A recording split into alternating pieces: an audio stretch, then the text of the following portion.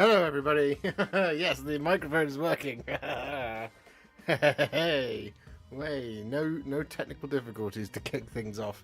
That's what we love to see. That's what we love to hear. That's what we love to do. It means I don't look foolish for a change. I'll just end up making myself look foolish later on when I can't read. I hope everybody's having a good day. Laura says, can't stay, running around doing busy things, but I hope everyone's Monday is going well. My Monday is going very well. It's about to be even better, and I hope your Monday is very much better than having to run around doing a bunch of stuff, Laura. Have a good one. I hope it's okay. Soon you can relax. Good afternoon, or good morning, or good evening, wherever you are in the world. Yes, we are here. We are live. We are doing a Monday stream. And we're talking about Fire and Jade. Here it is, the Fire and Jade rulebook. Hey, look, I can show you. I can show you all of it. I can show you the inside. That's the first page. There's many more pages. There are over 111, I think. 144 pages. I should know that off the top of my head by now. I've read the specs enough. But here we are. Today we are talking Fire and Jade. We're only talking Fire and Jade today. So if you have questions, shoot away. We will be able to show you the book, show you the stuff in it, talk about your factions, do all that good stuff. Which is really exciting. And some of it's going to be new for me as well, because I haven't actually read this book cover to cover yet. I've been waiting for when I can finally kind of exalt in it with everybody at the same time, which is today. And then obviously once everybody gets their boxes in hand, we'll be able to talk even more about it, because you guys will definitely spot stuff that I haven't already spotted. What is firing Jade about? Jade, she's been lax in her duties, unfortunately, and there was a GDPR issue, so unfortunately she is fired. Good evening, Wildy. Does it feature any fire or jade? Yes, it has the Serafon in it and the Fire Slayers. It has all the factions for Stormcast. Do you need 2 decks of battle tactics for the 2 players, or do you split the ones in the box in 2 halves? That is a great question. I haven't looked at the cards. We should find out together. It's around the corner. Oh, it might just be out of reach as well. Full stretch. There we go. Got it.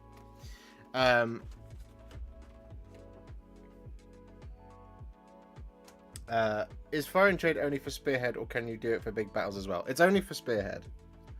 The core rules are the ones that contain how you do your big battles, and then you also have General's Handbook, which is how you do your big match play battles. That's also in the box. It is the Spearhead rules. It is all of the Spearhead rules. So I can't show you that one, not yet. That's not allowed. But can you make your own Spearhead? Is it set as what comes in the box? Your Spearheads are the Spearhead boxes, so I'll explain it in a minute. There's 24 different Spearheads in here, or 25, something like that. So yeah, there's tons. You can't build your own as like you don't have a points limit and then you fill that. What you do is you use a Spearhead from. Does it have all the faction rules? It does have all the faction rules. Indeed, it does. So in order to play the game, Gyron Twist deck, battle tactics.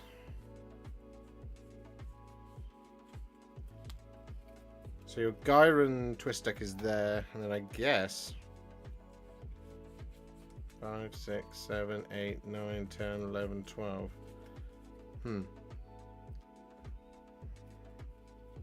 Okay, we'll find out in a minute. Right. So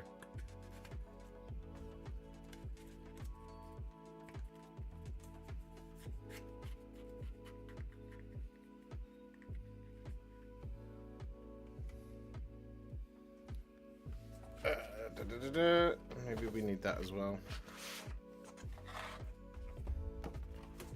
Okay.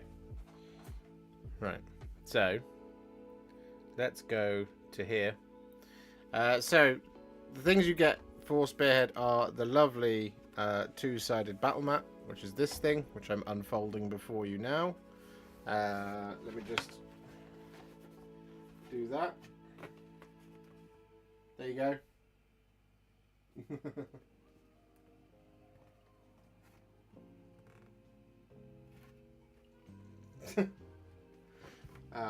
It's not the best demonstration of it because it's a smaller playing side, but you get it's a two-sided deck, right? So you get this thing, which is the Akshi half, and then you get wrong camera. I know you, Mail Angmar. It's just I can't really show it because I don't really have the space. And there's your Gyron half with the objectives already printed on here. So you don't have to worry about setting up from that perspective. So you use this to play your games of Spearhead. It comes in the box. There we go. Does it tease any future Spearheads? No. This is just all the Spearheads that are currently available. There's one that you guys haven't seen yet, though, I'm sure. And it's for Skaven. Skaven have 2 as well, because Stormcast have got 2 and Skaven have got 2. So if you already have an existing Skaven army, you can use the contents of this book anyway, whilst you're getting the other one painted. So here it is, Spearhead and beyond. It has a little bit of an example of how you do things, but this is the key thing here. Spearhead box sets. Maggotkin of Nurgle and Lumineth Rumbles are used as examples. Fighting a Spearhead battle could not be easier. Each player picks their army by choosing one of the many Spearhead box sets available. Each of these is a complete army, including all the miniatures a player will need to do battle. The rules for 25 different Spearhead box sets are included in this box, allowing you to get stuck in as soon as your models are assembled. I don't think there is an Iron Jaws Spearhead in here, as far as I'm aware. So, getting started, pick a Spearhead army. So you pick one, and they are all in here. As far as this is the list. That doesn't mean there won't be more coming out later, but this is the list. So choose a realm battlefield. So you have your two sides of the thing. You have the Akshi or the Gyron half. So you pick one or the other. You pick your regiment ability and enhancement. So you've got a couple of choices on your Spearhead, and then prepare your war scrolls, which are also all in here. So there you go. So this should tell us that answer to that question about the cards. Spearhead decks. Each battle tactic deck is made up of battle tactics. The rules on each are split into 2 parts. No, it doesn't tell us exactly there.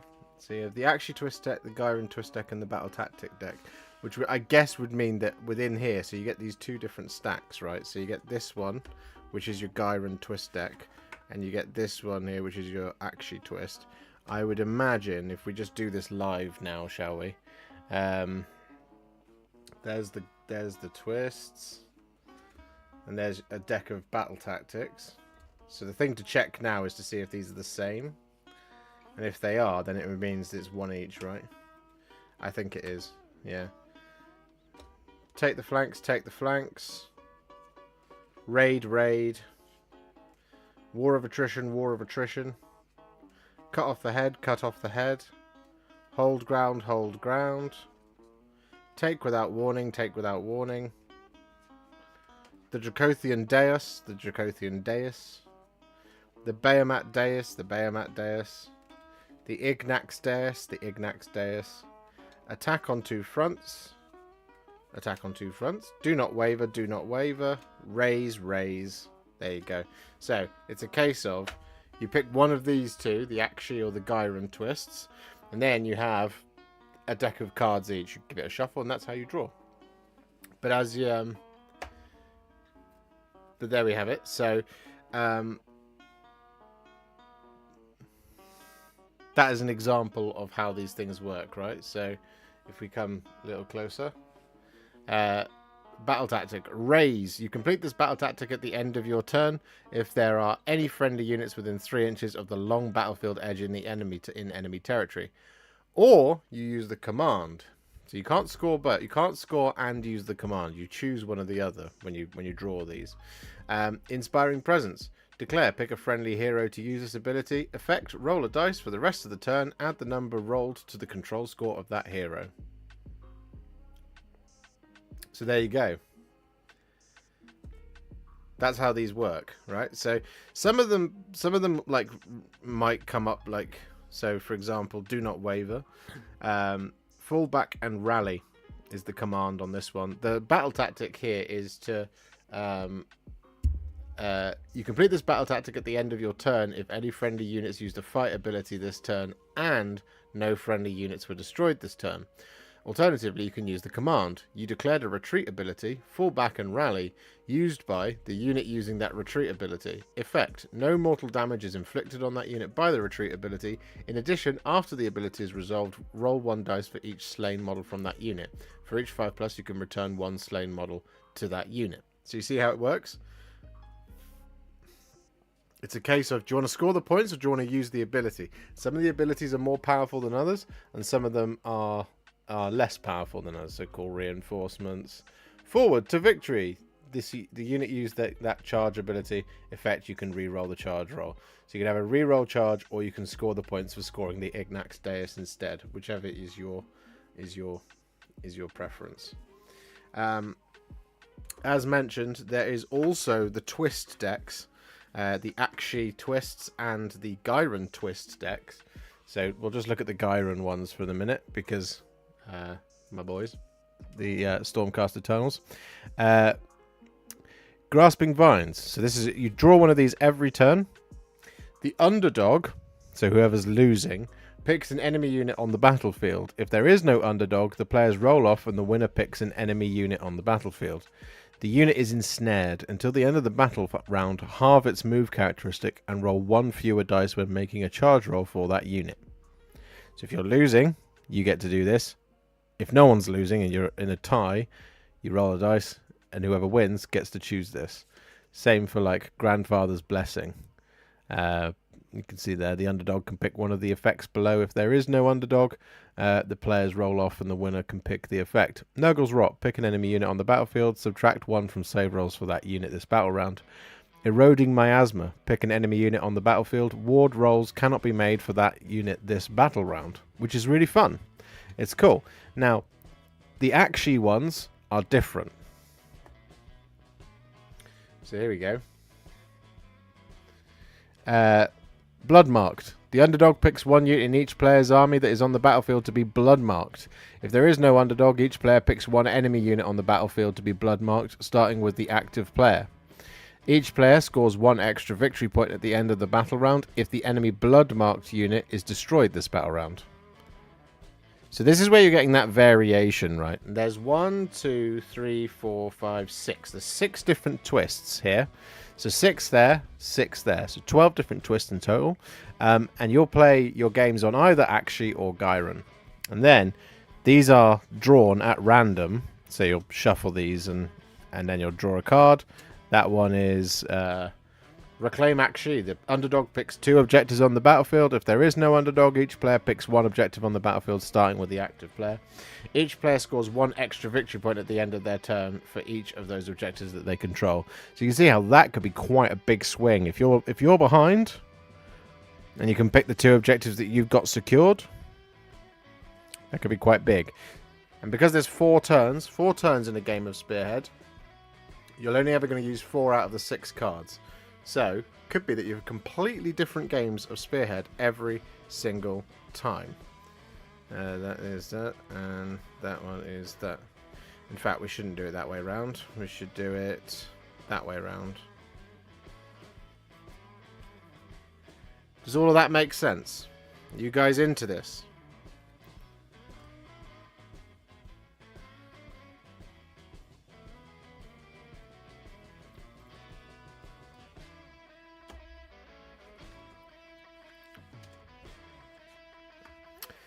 So obviously you have the terrain included within the box. The terrain there in that handy dandy key tells you that the Ruined Domicile is a large terrain feature and the Ravaged Shrine is a small terrain feature. And that is because some of the battle tactics will give you points if you hold, for example, the large terrain feature in your deployment zone, as an example. So one thing to point out here as well is number 7 here, reinforcements.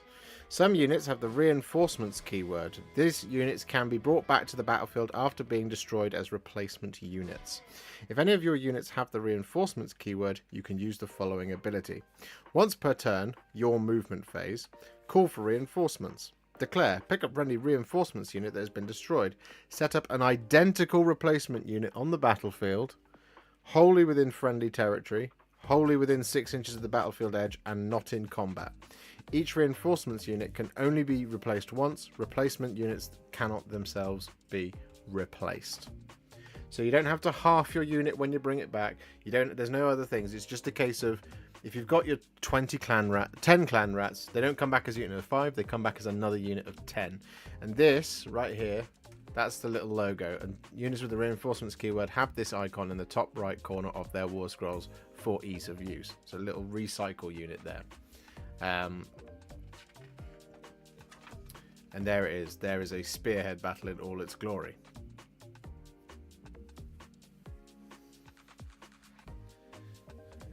And it is glorious. Good evening, Dutch Army Painter.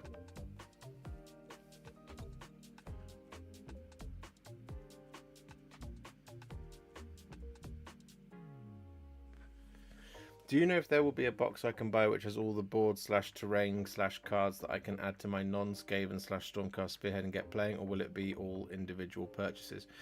At the moment, I don't 100% know if there is going to be a Spearhead kit, like a Fire and Jade set on its own.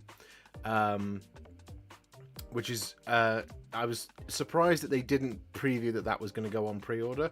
But then I don't think the core book either has gone on pre-order. Let me check it out, because pre-orders are going live next weekend.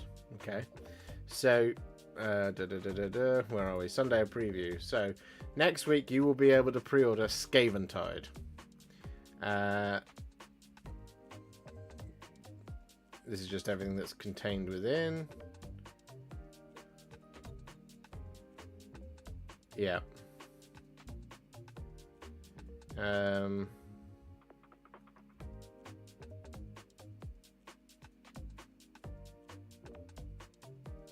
Yeah, it doesn't look like it. The only other thing going on pre-order is the Skaventide novel. And that's it, 2 things. But I would guess that there probably will be something.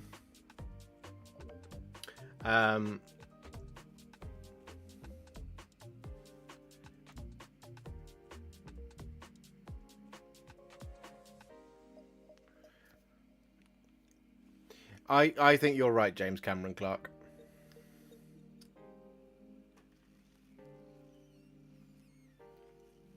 I think there will be a set, 100%. And what I suspect will happen is, I mean, here's an example of a battle plan. So in this, like I said, in this book, you have all the rules for all the Spearheads. Now, they have said that rules for the factions are they're being returned to their index format, just like with 40k. So I think they're called faction packs. So I wouldn't be surprised if the rules for these are also in there.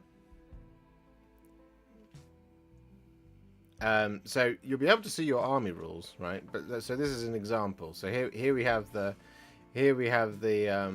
Stormcast Eternals, Vigilant Brotherhood. So what this Spearhead army consists of is of the following units: a Lord Vigilant on Griffstalker, 1 Lord Veritant, 3 Prosecutors, and 5 Liberators. And there it is. You can see an example of it painted just down there. There you go. Tommy Agami, thank you very much for the 10 gifted Warhipster memberships. You're an absolute legend. Thank you very much, Tommy. That is so very kind of you. You kicked us off today. I forgot I didn't do the YouTube-y bit, did I? Guys, if you're enjoying the stream, please do leave a like on the stream. It is a free way to support the channel. It's very much appreciated because it means more people will come and watch. If you're not already, please do subscribe to the channel. As you can see, we're approaching 64,700 with 302 short of 65,000 subscribers, which is a huge amount of people. So please make sure you do all of that, because that's very, very, very useful. Also, if you have any questions, please do ask away in the chat. I'm going to try and answer them as I can, but of course, if you want them to really stand out, you can send a super chat, of course, because then I'll definitely see it in the chat. And if you want to also support the channel a little bit further, you can become a member or give some memberships, because it's because of people like Tommy that the channel survives. Otherwise, I can't afford to keep doing this. But thank you very much, Tommy. You're an absolute bloody legend. Thank you.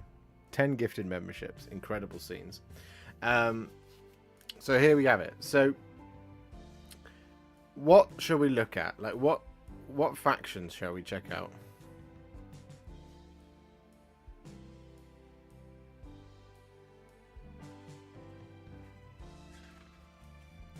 So as you can see, Yndrasta's Spearhead is also in here. For those of you who were worried that it wasn't going to, like the Stormcast weren't going to get there both, they're both in here. Castellite Company, Cities of Sigmar, there we go. Free Guild Cavaliers. The Serafon are in here, as you can see. We have Lumineth Realm Lords, Glittering Phalanx. We have, next up, we have the Daughters of Khaine, the Heartflayer Troop. We have what's next? Ideneth Deepkin, the Soul Raid Hunt. We have the Sylvaneth Bitterbark Cops.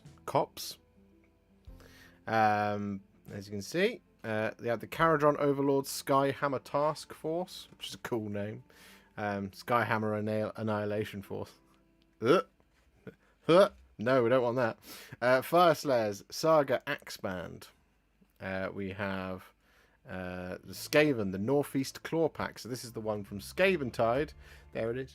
So from the Skaventide box, in order to get playing your games of Spearhead, you need the Claw Lord on Norbeast, the Grey Seer, the Warlock Engineer, 10 Clan Rats, and 3 Rat Ogres. And that's how you play this version of the Skaven. However, Skaven fans, you'll be pleased to hear there is a second one for you, the Skaven Warp Spark Claw Pack. So if you already have a Skaven army, then all you need to play a game of Spearhead is a Grey Seer, 3 Storm Fiends, a Warp Lightning Cannon, and 20 Clan Rats. So there it is. There's your second one. So there's a Warp Spark Claw Pack.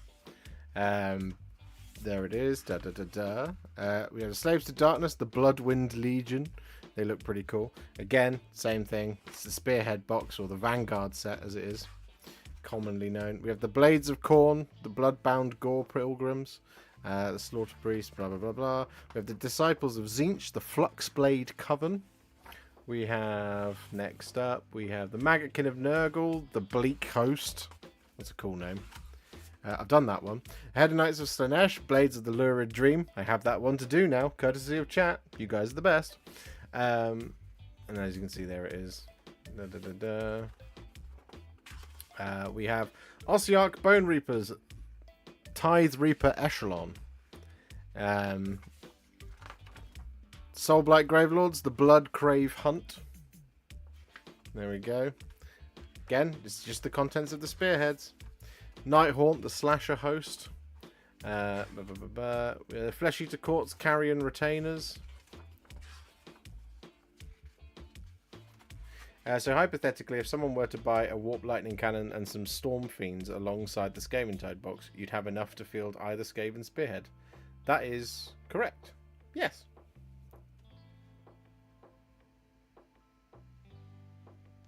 So here we have the Auric War Clans Swamp Skulker Gang. And this is why I didn't think that there was an Ironjawz one in here, because there isn't an Ironjawz Spearhead set, but I can't imagine that it's not far off. I think it will happen. Gloomspite Gitz, Bad Moon Mad Mob.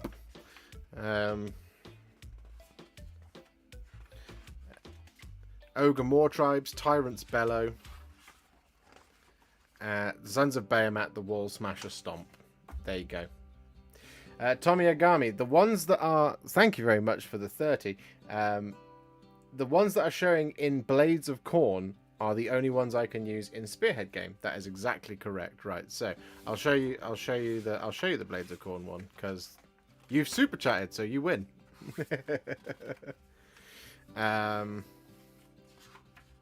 Where are we? So, Blades of Khorne, the Bloodbound Gore Pilgrims. The general is a slaughter priest, and the units you require are 2 units of 5 blood warriors, 10 blood reavers, and 3 mighty skull crushers. The battle traits you can choose, right? So battle traits that you have, in fact, are the Blood Tithe. Each time a unit is destroyed during the battle, you receive 1 Blood Tithe point. That's a passive ability. You can see it up here. It says passive. It's always on. Then, once per turn, any hero phase, spend 3 Blood Tithe points and pick up to 3 friendly units. Add 1 to the Ren characteristic of those units' melee weapons until the start of your next turn. Once per turn, any hero phase, Murderlust. Spend 1 Blood Tithe point and pick up to D3 friendly units. Each one of those units can move D6 inches. Roll for each. That's pretty strong. That's pretty strong. Your regiment abilities, pick one of the following regiment abilities. You can have one of these. The Favoured of Khorne. Effect, roll a dice. On a 2+, you receive 1 Blood Tithe point. Once per turn at the start of your turn. It says it up there, that's when it happens. Passive, the other choice you have is Bloodwoken Runes. Effect, friendly units have a ward of 5+ if they have used a fight ability in the same phase. Which is also pretty cool. Enhancements. Give your general one of the following enhancements. You've got a choice of 4 here, so your Slaughter Priest can either have Resanguination, the Crimson Plate, Headhunter, or Unholy Flames. Resanguination. Declare, pick a visible friendly unit wholly within 16 inches of your general, then make a chanting roll of D6. Effect, on a 3+, heal D3 to that unit. Headhunter. Declare, pick an enemy hero in combat with your general. Your general has strike first this phase, but all attacks made by them this phase must target that enemy hero. The Crimson Plate. Your general has a ward of 5+, which is pretty cool. Unholy Flames. Pick a visible friendly unit wholly within 16 inches of your general, then make a chanting roll of D6. On a 4+, add 1 to the Ren characteristic of that unit's melee weapons until the start of your next turn. So there you go. That's your job.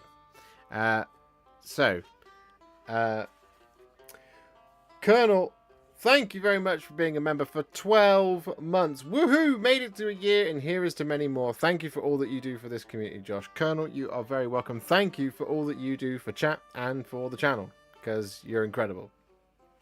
You're a cool, great, awesome dude.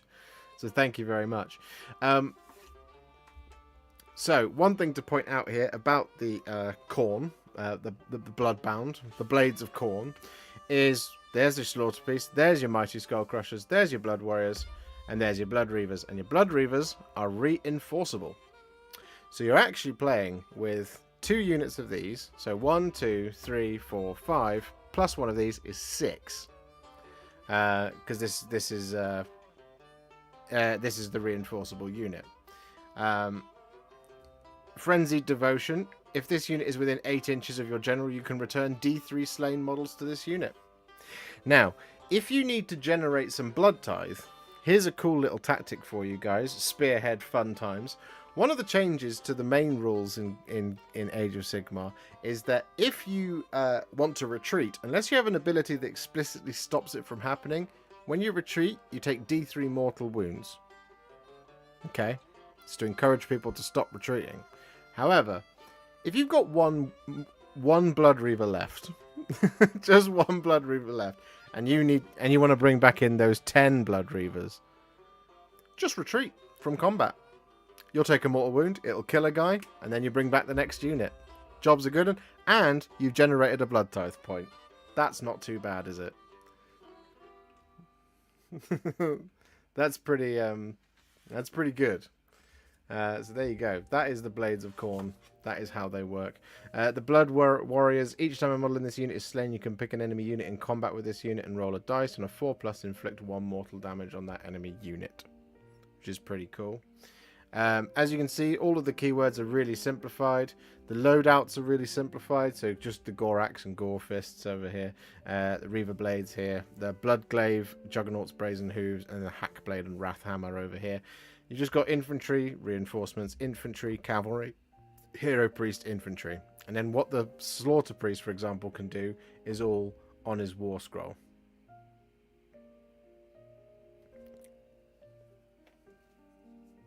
You see?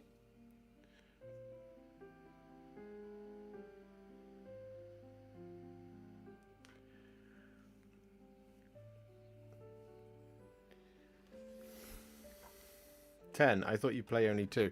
No, it's a unit of 10 Blood Reavers. That's a unit of 10 Blood Reavers, and you have 2 units of 10 Blood Reavers, basically, because you're reinforcing here. Are you going to be going over other faction spearheads? We can, Jacob. Absolutely we can. We're live for at least another hour and a half. So, you know, get asking questions.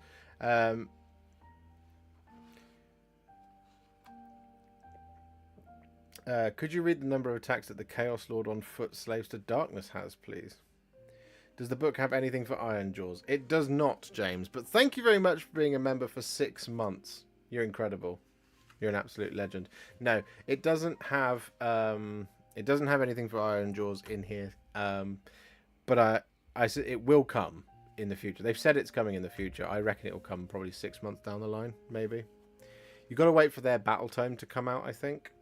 They'll get a battle tome, and then that's when they'll also drop the Spearhead.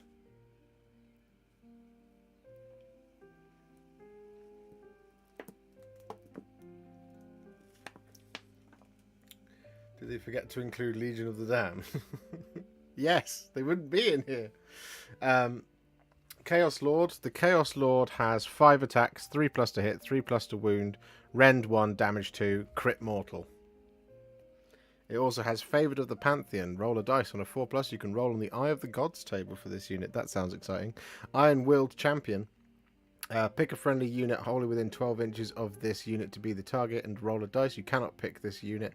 Effect on a 2+, add 1 to hit rolls for attacks made by the target unit this phase.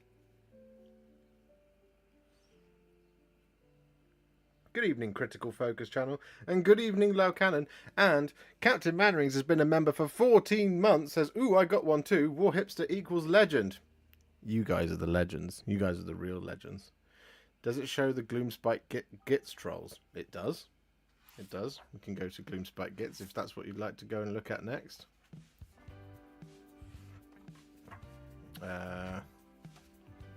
Where are they? Are they this way? Let's just keep going. Ah, there we go. Gloomspite Gitz. Bad Moon Mad Mob. So, to play the Gloomspite Gitz, the Bad Moon Mad Mob, your general is a loon boss. You have 10 Moon Clan Stabbers, 10 Moon Clan Stabbers, 5 Squig Hoppers, 5 Squig Hoppers, and 3 Rock Gut Troggoths. As you can see, the Moon Clan Stabbers are reinforceable. Both units of 10. So you're actually playing with 40, technically. Rock Gut Troggoths, there they are. So they've got throw-in boulders and the massive stone maul. 5 health, 6-inch move, 4+ save, control characteristic of 2.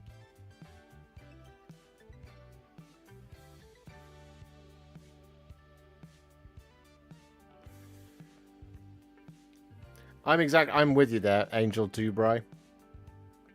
They absolutely can. Rock Gut Troggoths, they throw in boulders, they have a 10-inch range, 1 attack, 5+ to hit, 2+ to wound, rend 2, damage D3, that's pretty strong. Hard to hit, but pretty strong. Massive Stone Maul, 2 attacks, 4+ to hit, 2+ to wound, rend 2, damage 3. At the start of any turn, regeneration, effect, heal, D3 this unit. Tommy has been a member for 6 months. Thank you very much, Tommy. You're an absolute flipping legend. I want to play Gloomspite just so I can paint 200 stabbers. Well, you can paint 40 just for the Spearhead. Like I said, you've got 10 and 10 of your Moon Clan stabbers, but because you're playing with 2 units of 10 and they're both reinforceable, you're technically playing with 40. Even though you only need to paint 20, you could paint 40. Have a completely different set of units. Dave Hall, member for 30 months. God, you guys have been members for a long time. 30 months! That's incredible. That's absolutely insane. Hi Josh, can you go through the Ogre Spearhead, please? Yes, we can. We need to get at Warhipster to goal. Goals equals more content, folks. Exactly, Tommy. We need to get to 450 members, guys. We're 59 away. It's 10 less than 69. So it's technically a 69. And also lick that like button. We've got to 50 likes already on the show. Can we get to 69 now? We need 13 more. So, Ogre Moor Tribes. The Tyrants bellow. Your general is a tyrant. Your units are 2 Mournfang Pack, 3 Ogre Gluttons, 3 Ogre Gluttons, 4 Lead Belchers, and 1 Iron Blaster. That is your entire thing. Have you had the pleasure to play Spearhead, Josh? If so, did you like it? I did. I played 1 game of Spearhead. We played about 3 turns, I think it was. Adam was here. He'll remember. And we played Nighthaunt versus Lumineth, and it was incredibly good fun. And I was learning it, and because it was slightly different to how AOS is now, because of the way you score and the drawing the cards and things. That was the bit that was a little bit tough to get my head around at first, but I really enjoyed it, and I was like, this game is the future, man. This is incredible. Yamail Angmar has been a member for 15 months. I'm going for vampires. Anything fun in there? Okay, so we'll go for vampires after Ogre Moor Tribes. So, here we go. Your battle trait for your Ogre Moor Tribes is only the one. Your Iron Blaster and Mournfang Pack unit are not set up during the deployment phase. Instead, from the 3rd battle round onwards, they can use the following ability. Bellowing Arrival. Set up this unit anywhere on the battlefield within 1 inch of a battlefield edge and more than 6 inches from all enemy units. So that's a kind of in order to keep the game a little bit more fair and balanced, they keep some of your stuff back. So Yndrasta's Spear does the same thing. The Annihilators and Yndrasta stay off the table until turn 3. So they're on for 2 turns. Tommy as Agami has gifted another 10 of the finest Warhipster memberships, like an absolute boss. That is incredibly kind of you. Thank you so much, Tommy. That puts us on 401. We are now 49 away from the goal. And there's 85 people watching. That's enough for everybody. The regiment abilities. Pick one of the following regiment abilities. Pulverizing Girth, which is a great name. Declare. Pick any number of friendly units that charge this phase. Effect. For each of those units, pick an enemy unit in combat with it and roll a dice. On a 4+, inflict 1 mortal damage on that enemy unit. It's pretty good. Now I'm green. There you go, Jaka? Jacer? How do I say your name?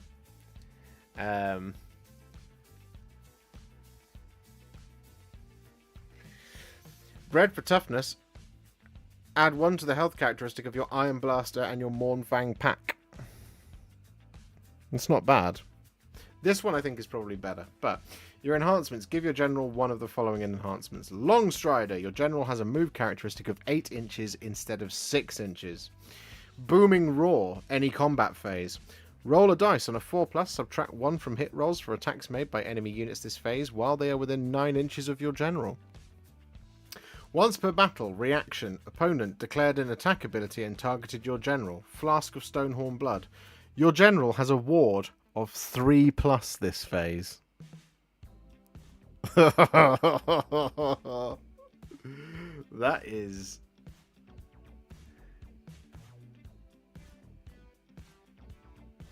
That's pretty good. That is once per battle, but my goodness me, that's a lot. Once per battle, any movement phase, Blubbergrub. Declare, pick either your Iron Blaster or your Mournfang pack unit. If it is within your general's combat range, heal D6 to that unit. I mean, that one's probably the Flask of Stonehorn Blood's probably the best one. Ogres sound fun. They do sound fun. Here is your Tyrant. So your and this is why you'll leave some things off the board, right? Is that your Tyrant has a health of 8, a control of 5, 4+ save, and a 6-inch move. It has the ranged weapons in the Ogre pistols, 10-inch range, 2 attacks, 4+, 3+, -1, D3 damage, shoot in combat, and then the melee weapons are the Thunder Mace and the Beast Skewer Glaive. 3 attacks, 4+, 2+, 2, damage 3, Beast Skewer Glaive, 2 attacks, 4+, 2+, rend 1, damage 2, anti-monster +1 rend. Which is really good.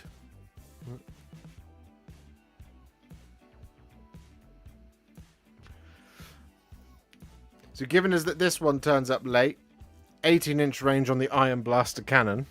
That's why it doesn't start on the board. 2 attacks, 4+, 2+, rend 2, damage D3 +3. That's horrible. That is so gross. The damage characteristic of this unit's Rhinox's Sharp Horns is 3 if it charged in the same turn. There you go. And then your Mournfang pack, they also start off the board. They have a health of 6 each. So you'll hold the line with the Tyrant, the Lead Belchers, and the Ogre Gluttons. None of this is reinforceable, as you can see, so you're not bringing extra units back, as is, I think, fair enough. What's interesting here is that the Sons of Behemat Wall Smasher Stomp consists of 3 Man Crusher Gargants, and the Man Crusher Gargants all come back. Which is a bit strange, but there we go. Did anybody mention something along the lines of Jada and Fire yet? No. So yeah.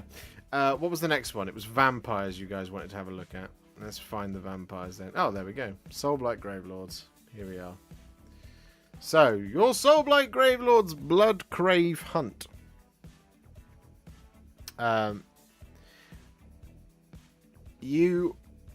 Your army will consist of a Vampire Lord. You see what I mean? It's just the Spearhead boxes. Vampire Lord, 10 Death Rattle Skeletons, 10 Death Rattle Skeletons, 5 Blood Knights, and 3 Vargheists. Battle traits.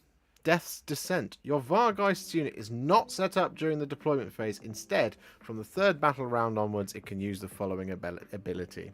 Your movement phase. Swoop down. If set up this unit anywhere on the battlefield, more than 6 inches from all enemy units.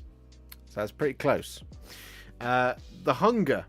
This is everybody. This passive ability is always on.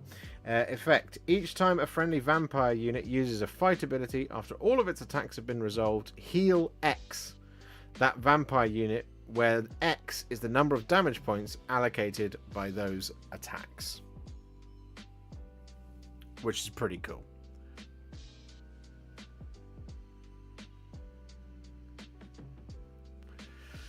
What about Dark Oath? Dark Oath do not have a Spearhead yet, so they're not in here. But I would guess that they probably will get one. That would be my assumption. If a Dark Oath Spearhead box was to materialise in the future, which I think it will, to go alongside the Slaves to Darkness. Regiment abilities. Pick one of the following regiment abilities. Endless Legions. Pick a friendly Death Rattle. This is once per battle, your movement phase. Pick a friendly Death Rattle Skeletons unit that has been destroyed. Effect. You can set up a replacement unit with D6 plus 4 models anywhere on the battlefield, more than 6 inches from all enemy units. Regiment abilities. The other option is Ruinous Charges. Declare any charge phase. Pick your Blood Knights unit to use this ability if it charged this turn. Effect. Inflict D3 mortal damage on each enemy unit it passed across during that charge ability. That's pretty fun.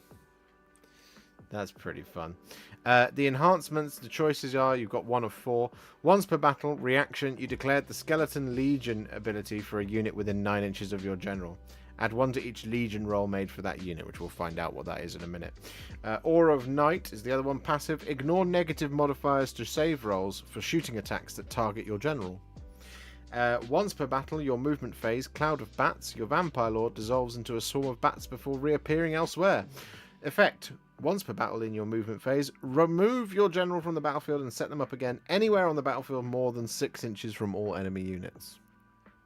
And then lastly, your hero phase, Spirit Gale. Declare, make a casting roll of 2d6. On a 7+, inflict 1 mortal damage on each enemy unit on the battlefield. That's fun. And there we go. So what was the Skeleton Legion? There it is. For each slain model from this unit, make a Legion roll of d6. For each 5+, return 1 slain model to this unit. So that means add 1 to each Legion roll made for that unit. Okay, so it's easier to bring back Death Rattle skeletons. But as you can see, Death Rattle, there's no reinforceable units here because you have it built in as a regiment ability. Once per battle. So actually, you could be potentially playing with 30 Death Rattle skeletons if you choose this one. Is Spirit Gale an enhancement? It is an enhancement. There it is, in the enhancement section.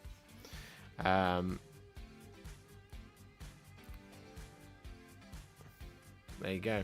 And you'd give it to the Vampire Lord and use it instead of, or Vile Transference, which is the other spell that they have. Yeah. They're pretty fun. That is pretty fun. That is pretty cool.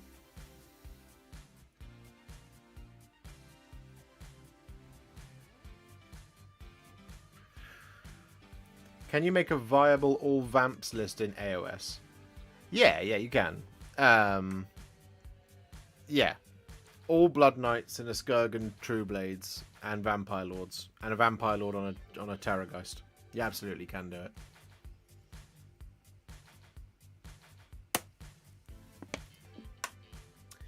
I'm interested to see what Soulblight get because I think they're missing another like vampire unit, like a ranged vampire unit, which doesn't make a whole lot of sense. But there's no range in the Soulblight Gravelord's army.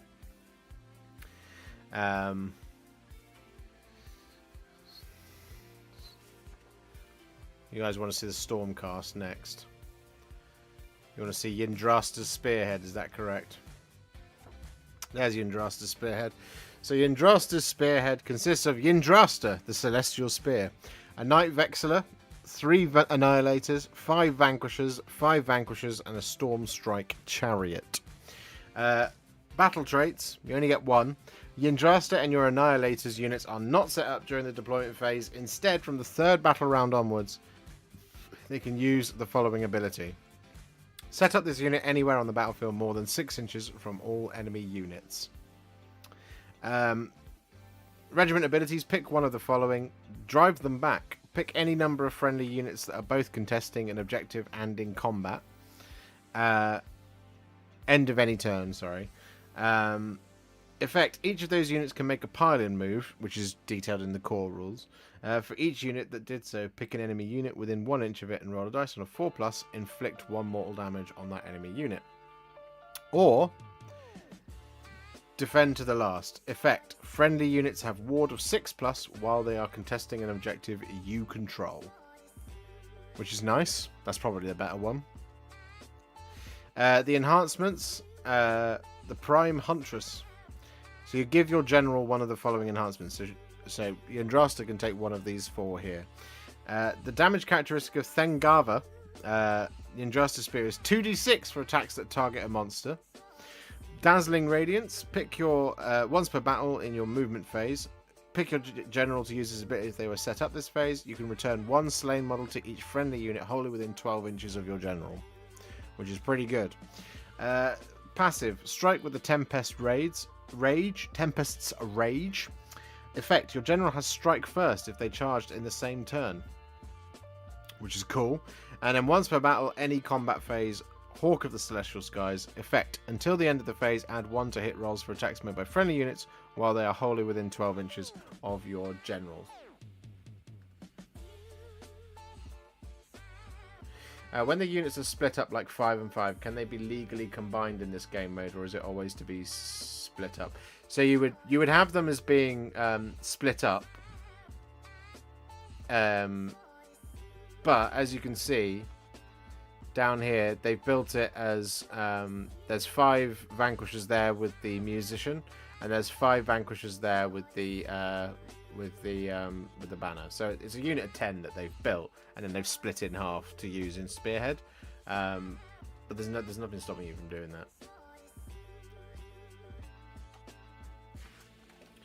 that. How did you get this box? Is it out yet? No. So it goes on pre-order on Saturday. You'll be able to buy it from Saturday. I've got an early copy. It's a reviewer's copy for me to be able to make content for all of you, to get you all really excited for it.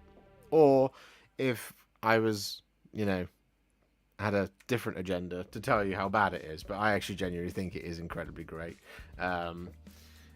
So there we go. There's the War Scrolls. Yndrasta over there, 8 health, 12-inch move, 3+ save, control or characteristic of 2. Thengava is a ranged weapon, 12-inch range, 1 attack, 3+ to hit, 2+ to wound. Rend 2, damage 4, shooting combat. She's an absolute meteor.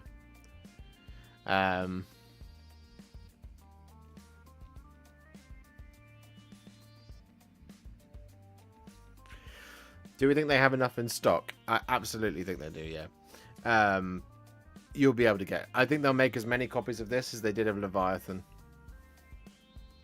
Maybe more.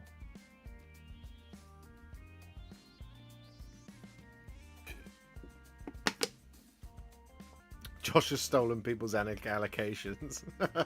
Yep, that's what we do. I'm the reason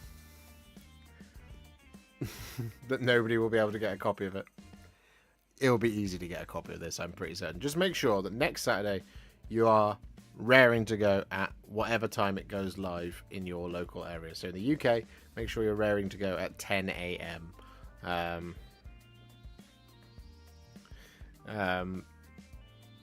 Thankfully, the Stormstrike Chariot doesn't arrive via the Tempest, Jacob.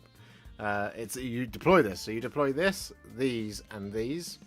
So nothing here is reinforceable.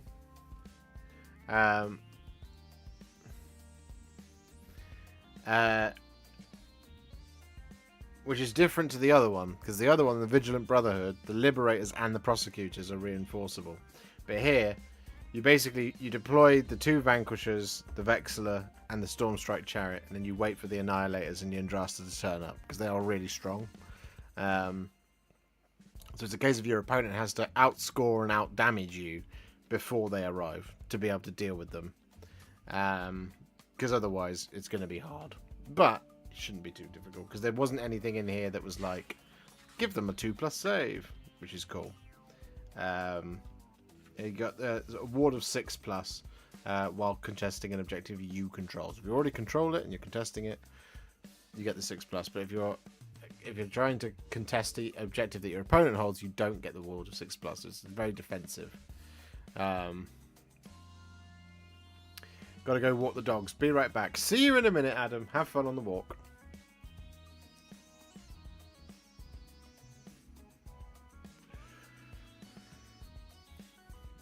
It would be nice to see Maggotkin get a range unit or a consistent way to spread a lot of disease at range, since they are a slow army. I agree with you, Justin. I hope that they do get one in the next... Where are we going now? Super chat or gift? Gets to pick the next one.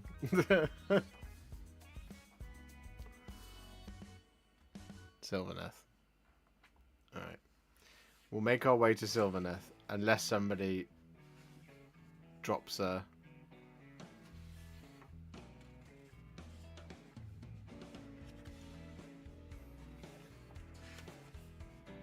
Where are you, Sylvaneth? There's Illumineth, Daughters of Khaine, Ideneth Deepkin. There we go. There they are.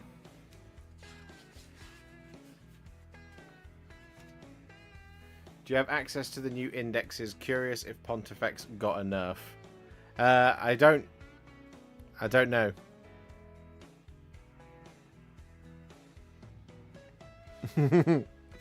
Big Bad Peter Gaming has been a member for 11 months. Was just about to ask for Sylvaneth. There you go. So Sylvaneth it is.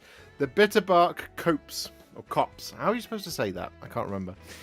Your general is a Branch Witch. You also have a Tree Lord, 3 Kurnoth Hunters, and 5 Tree Revenants.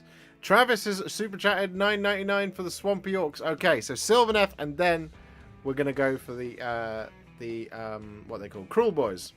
Thank you very much, Travis. You're an absolute gem. That is incredible. You guys are being awesome today.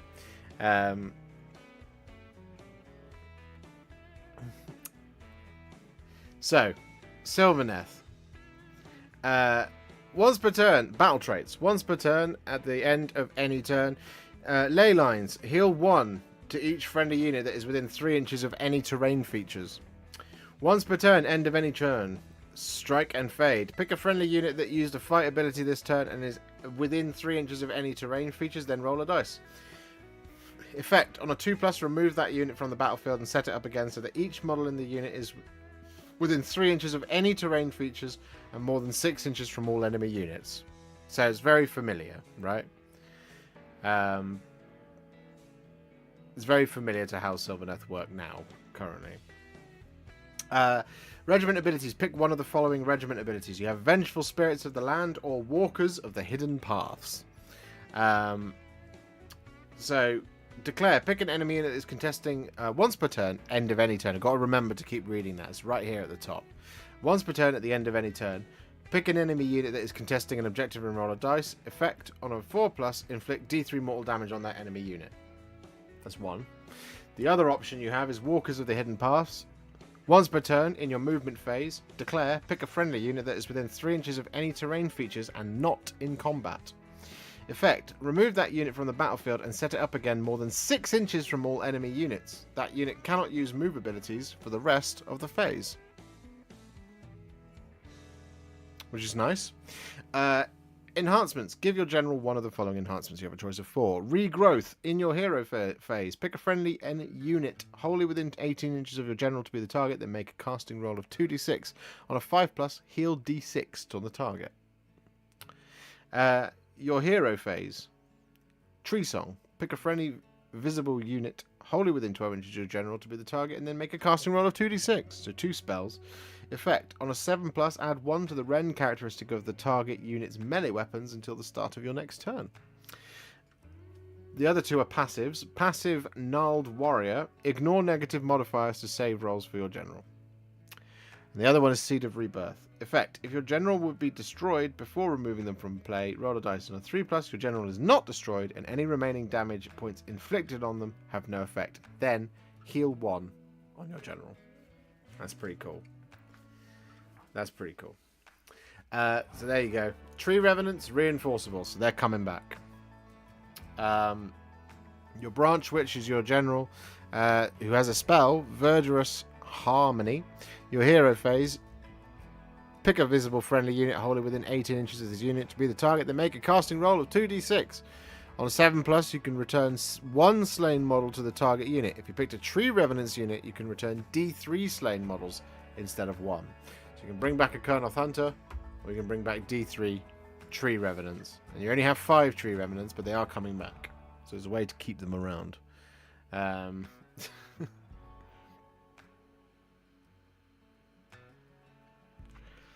So your Tree Lord has 14 health.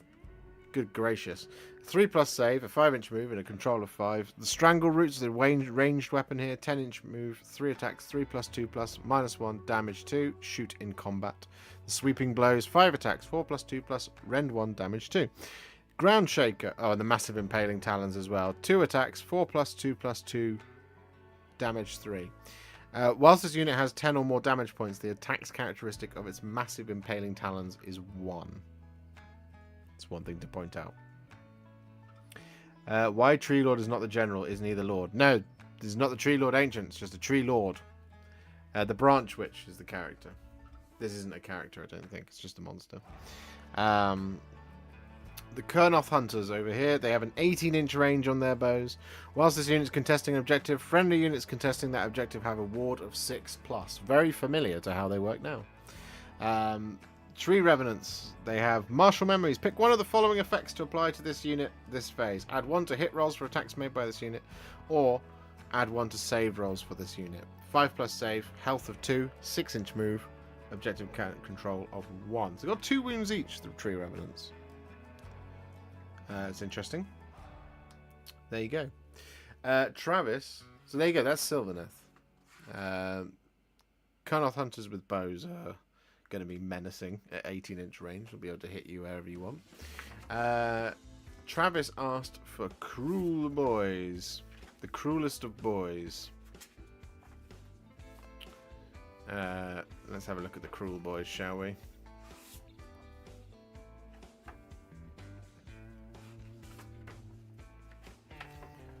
Boom, boom, boom, boom, boom, boom.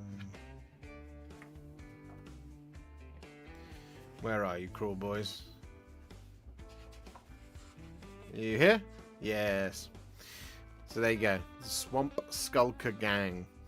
Killer Boss on Great Gnash Tooth is your general.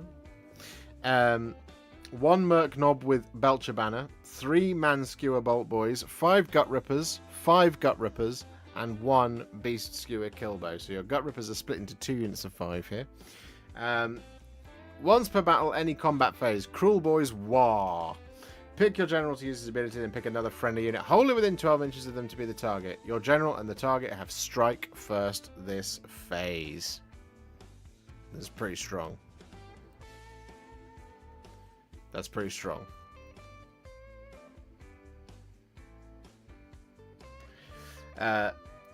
Regiment abilities. Pick one of the following regiment abilities. Passive. Subtract 1 from wound rolls for attacks made by enemy units in the first battle round. Which is okay. I mean, that is a good way to...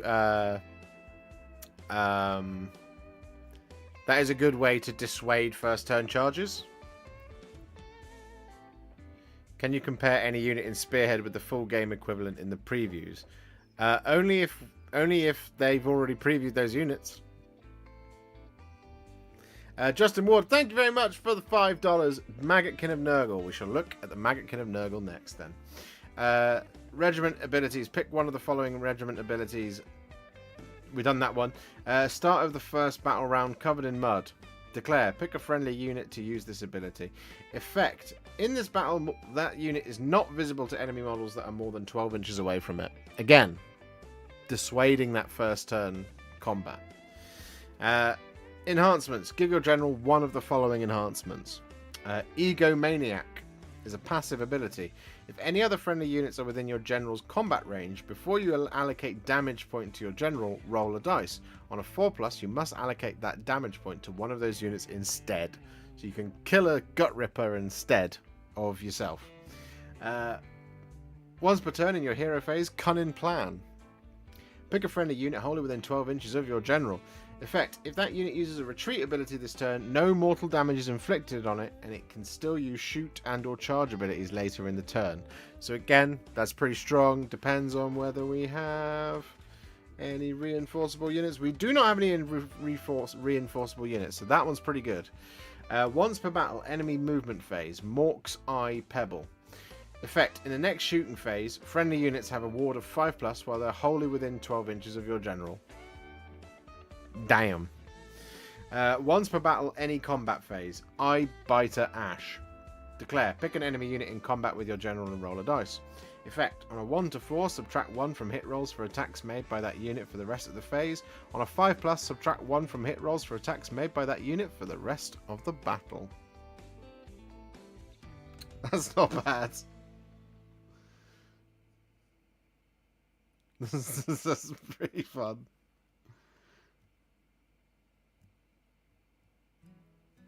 There you go. Will it be easy to build spearheads from the Dominion box, or would you need a lot of extra models? No. So in order to build the spearheads from the Dominion box, all you'd need is the Storm Strike Chariot and the Beast Skewer Killbow. That's it. The rest of it is all in Dominion.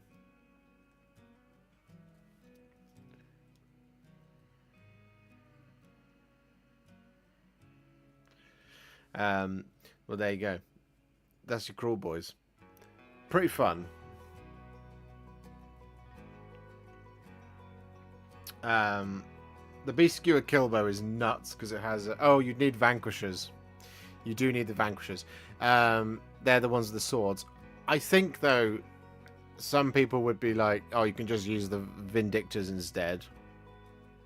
But you would need the Vanquishers as well. So yeah, the Stormcast one is... there's a little bit more to buy. But for the Cruelboys, it is just the Beast Skewer. It's just this, the Beast Skewer Killbow, because you get these, you get that, you get those, and you get that in Dominion.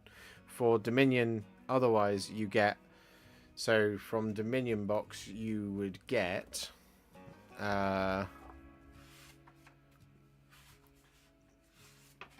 so in the Dominion box you get this, and her.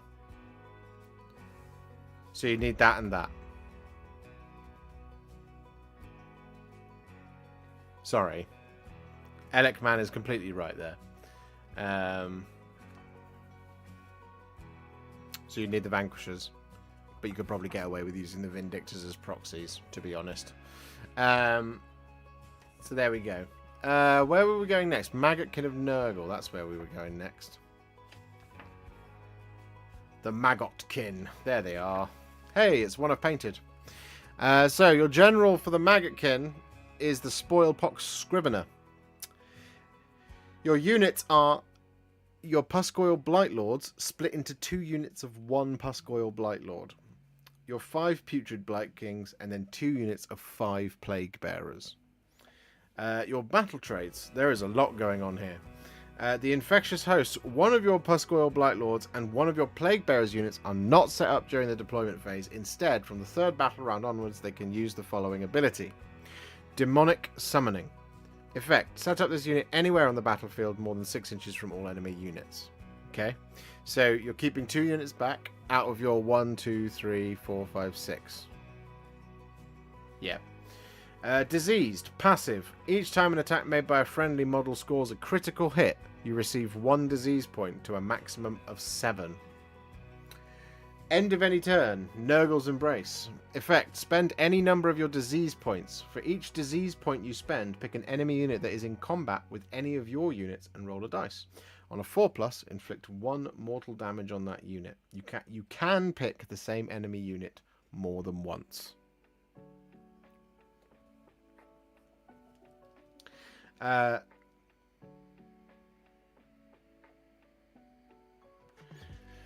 Regiment abilities. Pick one of the following regiment abilities. Once per phase, in your hero phase, Locus of Fecundity. Declare, pick a friendly unit. Effect, heal D3 on that unit.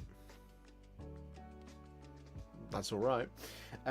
Passive, the other option is passive, Infested with Wanders. Effect, each time a friendly model is slain, before it is removed from play, you can pick an enemy unit within 1 inch of it and roll a dice. On a 4+, inflict 1 mortal damage on that unit. Each time a friendly model is slain. That's nice. That is very nice, Infested with Wanders. I like that. Summoner of Plague... These are your enhancements now. Give your general one of the following enhancements. Summoner of Plague Bearers. Pick a friendly Plague Bearers unit wholly within 14 inches of your general. Effect, return 1 slain model to that unit. That is at the end of any turn. In your shooting phase, Pestilent Breath. This Spoilpox Scrivener has breath so foul that it can stun a full-grown Rhinox. Declare, pick an enemy unit within 7 inches of your general and roll a dice for each model in that unit. For each 5+, inflict 1 mortal damage on that unit. That's pretty good. Your movement phase, Gardener of Nurgle. Declare, if your general is contesting an objective not contested by an enemy by any enemy models, roll a dice. Effect, on a 3+, that objective is considered by you to be desecrated. Friendly units have a ward of 4+ while they're contesting a desecrated objective. If your opponent gains control of a desecrated objective, it is no longer desecrated. And then finally, once per battle, any combat phase, Gift of Febrile Frenzy. Effect, Until the end of the phase, add 1 to the attacks characteristic of melee weapons used by friendly units while they are wholly within 7 inches of your general. You notice how there haven't been any rerolls? Age of Sigmar knows what it's doing.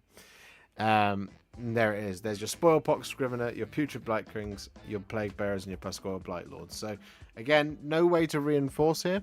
But it makes sense because everything has a ward. You can see it down here.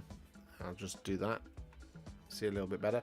Ward 5+, ward 5+, ward 5+, ward 5+. Yes, have a 6+ save, sure, and a 3+ save on your Putrid Blight Kings, 4+ here on the Pasquale Blight Lord, and 5+ on the Spoilpox Scrivener. But you do have that ward on everything else, and then you have ways to heal wounds, which is pretty cool. You also have the Spoilpox Scrivener. He has his spell. In your hero phase, pick a friendly plague bearer. Oh, it's not a spell. It's just a ability. Declare. Pick a friendly plague bearers unit wholly within 14 inches of this unit to be the target. Effect. Pick one of the following. The effect lasts until the start of your next turn. Tally of blows. Add 1 to the attacks characteristic of the target unit's melee weapons.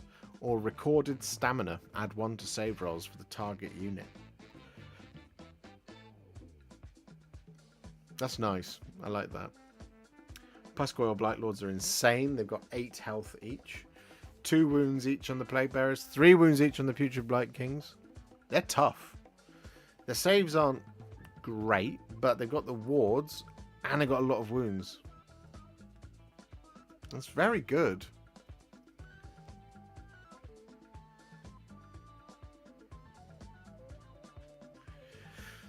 Would having both the Stormcast Spearheads, the new one plus the Yndrasta one, combine nicely as a base for a real AOS army? Yeah, I absolutely think it would.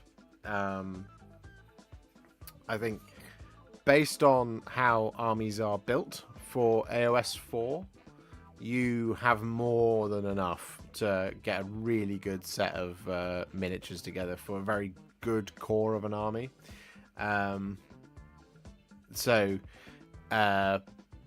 You'd have from Skaventide and from, let's go over here, from Skaventide and from Dominion, what you'd have is you'd have 10 Vindictors and you'd have 10 Liberators, and then you would need to get hold of 10 Vanquishers. So at that point, you've got all of your infantry sorted, right?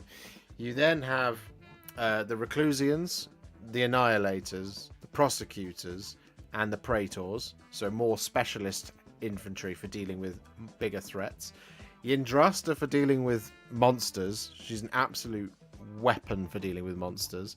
The Lord Vigilant on Gryffstalker is great at just mowing down lots of small models. You have the Lord Imperator. Not sure what he does yet, but the Knight Vexilla. You'd have the Knight Quester, the Lord Terminos, the Lord Veritant. You would have, what else would you have? You'd have the Knight Arcanum. You'd have a wizard in there as well as another option for casting some spells and things. I think the only thing you'd really be missing is maybe a Knight Relictor or a Lord Relictor or Ionis Cryptborn to be able to take advantage of some prayers, for example. But yeah, like the 2 Spearheads together.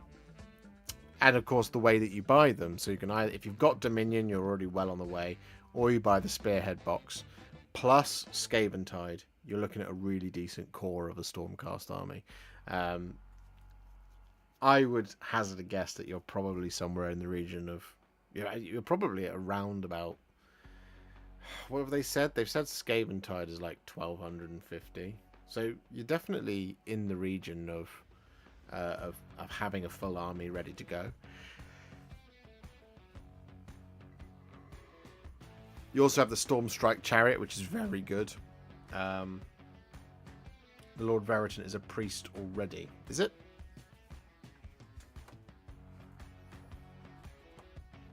I thought it was a wizard. It'll say in here. So it is. The Lord Veritant is a priest. So no, you don't need to get a Lord Relictor or a Knight Relictor. You have the priest in the form of the Lord Veritant. So yeah, you're good to go. I also think it just look, as somebody who has done it, they're not all painted the same color, but I have my Dominion Celestial Vindicators. I have the Spearhead mostly painted as Hammers of Sigmar, and I've got this one now painted as Hallowed Knights. It looks great all together anyway.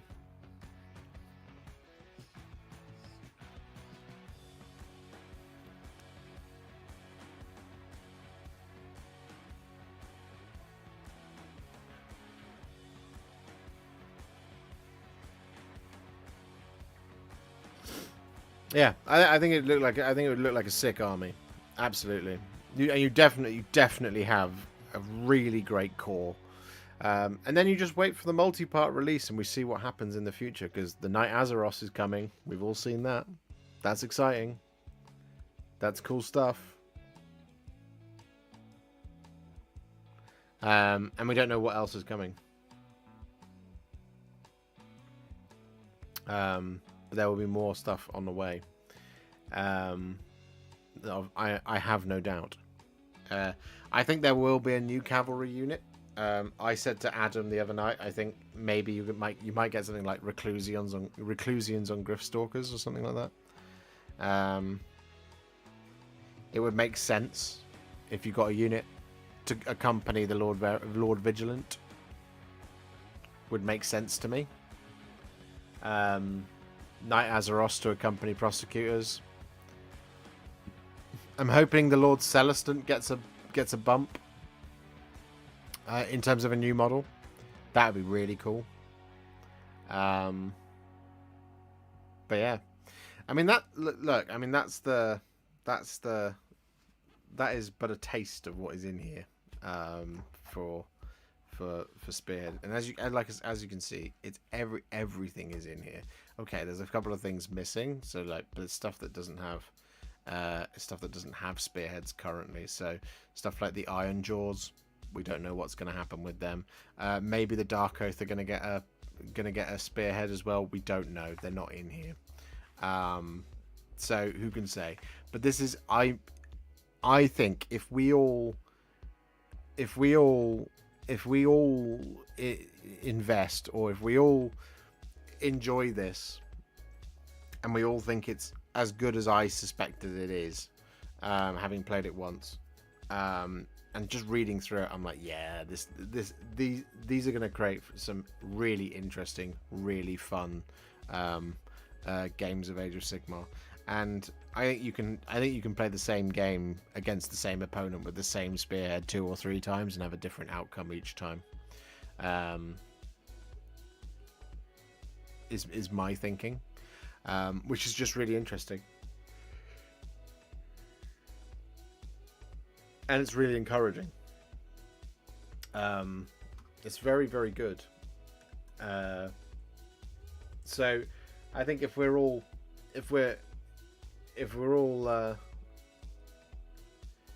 being honest and we're all engaging with it, and this game mode is a success, there will be more and more of this as it goes on. And I think because it's not just called Spearhead Core Rules, because it's called Fire and Jade, and because it looks like this. Hang on.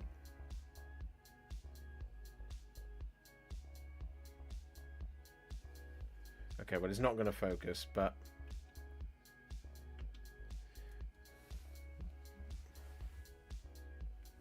because it's called Spearhead, Fire and Jade, this is but the first book, I think.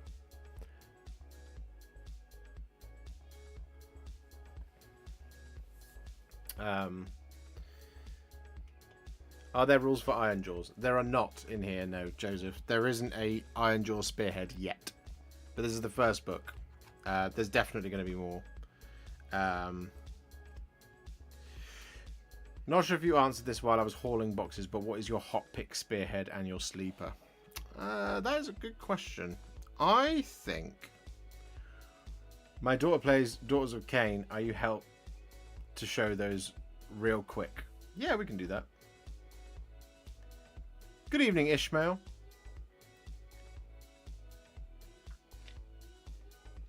Yeah, we can do that for you, Justin.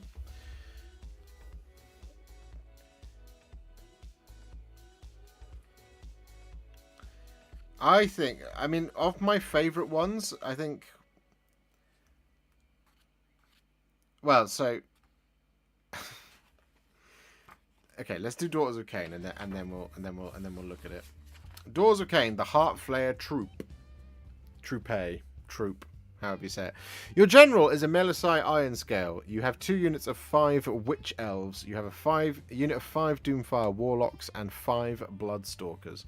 And another thing that's really cool in this book is they've done alternate painted miniature versions of all of these armies, right? And you've probably seen these on Warcom, but there's the Daughters of Khaine one. So if you're looking for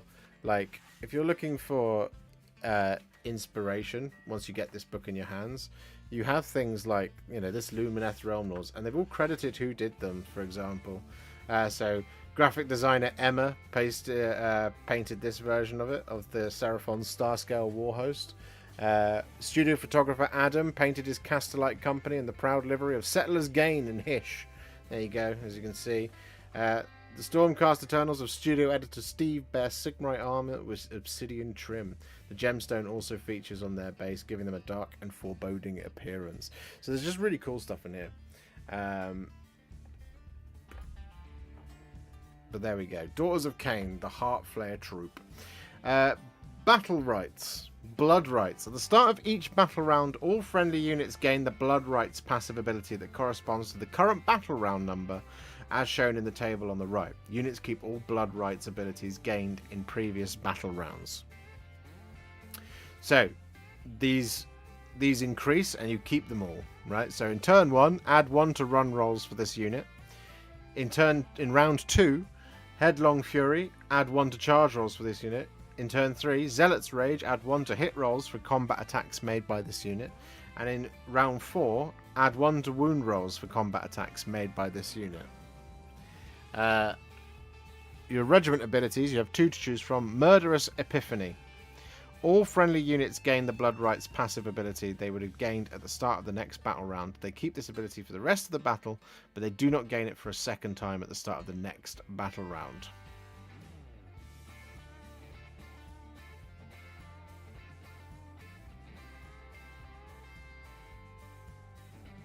So you take the next one, which is pretty good. Any combat phase. Blessing of Khaine. Declare any combat phase. Pick a friendly unit wholly within 12 inches of your general. You cannot pick your general.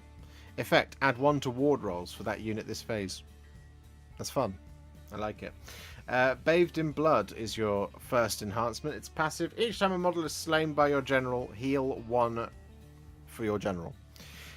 Once per battle, any combat phase, the Flask of Shade Mist effect. Until the end of the phase, subtract 1 from hit rolls for attacks that target friendly units while they are wholly within 12 inches of your general. Passive, Fueled by Revenge is the next one. Add 1 to the rend characteristic of melee weapons used by friendly Bloodstalkers units while they are wholly within 12 inches of your general. And then lastly, your hero phase, Zealous Orator. Declare, pick a friendly unit wholly within 9 inches of your general that is not in combat. Roll a dice for each slain model from that unit. For each 5+, you can return 1 slain model to that unit. And as you can see, the Doomfire Warlocks and both the units of Witch Elves are reinforceable. There you go. So they die, they come back. They die, they come back. 6+ ward, 6+ ward, 6+ ward, 6+ ward. We've got pretty bad saves all across. There's a 6+, 5+, 5+, 5+, but you do always have the ward, which is nice. Yeah, I mean, they're not bad. They're not bad at all. Are there multiple spearheads for any faction? Yep, Stormcast and Skaven get 2. Get 2 each.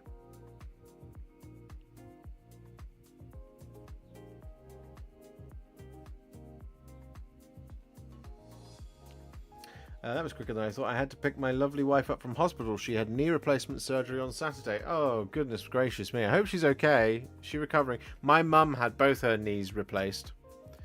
I wish her a speedy recovery. Oh, both knees have been done. I see. I hope she's okay, tattooed zoologist.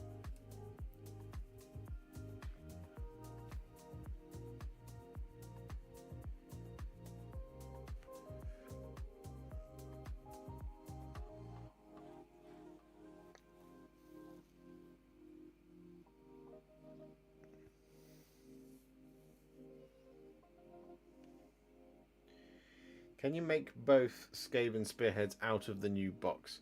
No. So in order to make both Skaven spearheads from the new box, you would need to buy a warp lightning cannon and a box of storm vermin. So therefore, so what it is, and you can see in the picture with the Skaven, it's for people who already have a Skaven army, which is why I think this book will come out on its own. Where are we? Because they use old models for the Skaven. There we go. You can see. I mean, those are the new clan rats right there. But there's the Warp Lightning Cannon. That one's the old one. That Grey Seer is the old Grey Seer. And those Storm Fiends are the old Storm Fiends. So you can see it here. There you go. So you would need to buy this and this. But otherwise, your clan rats, absolutely. And your Grey Seer can be used.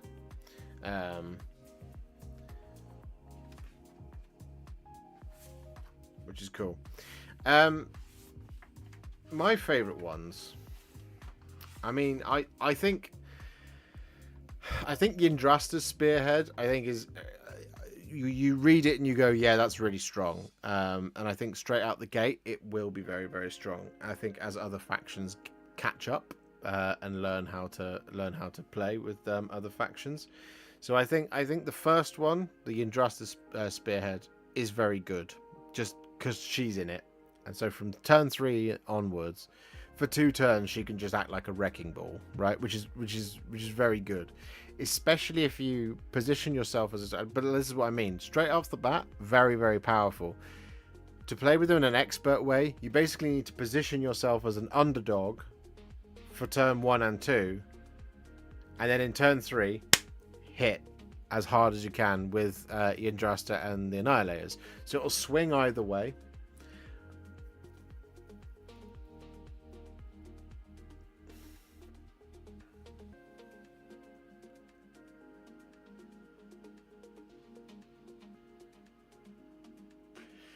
Do you think they'll release updated Spearhead books like they did for Kill Team? Yeah, so I think they will. I would guess that there will be a second part because of the. This is what I'm talking about. So, on the spine of the book, it says Spearhead : Fire and Jade. This says to me that there's going to be Spearhead, Pyre and Flood. You know. That's what I mean. Sleeper one. I mean, I'm inclined to think something like. I think Auric Warclans, the Cruelboys. To be honest, I think there's a lot of play there. I think they're quite fun.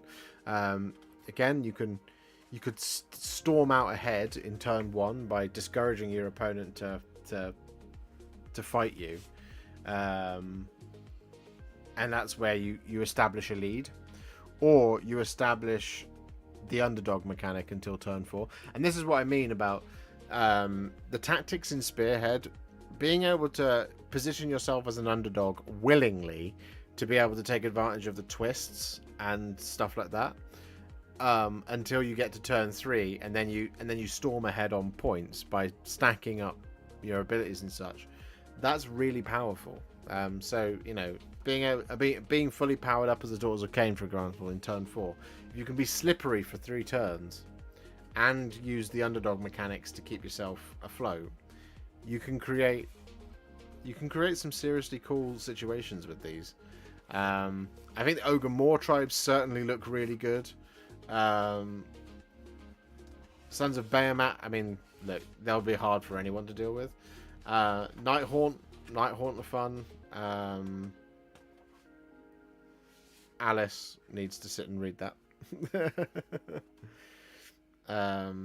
Slaves to Darkness will be fun. I think because of the way it appears to have been written, it's to keep in mind that there's a lot of people who have a lot of different interest in Age of Sigmar, and I think it's designed to appeal to people starting new armies, getting into AOS for the first time.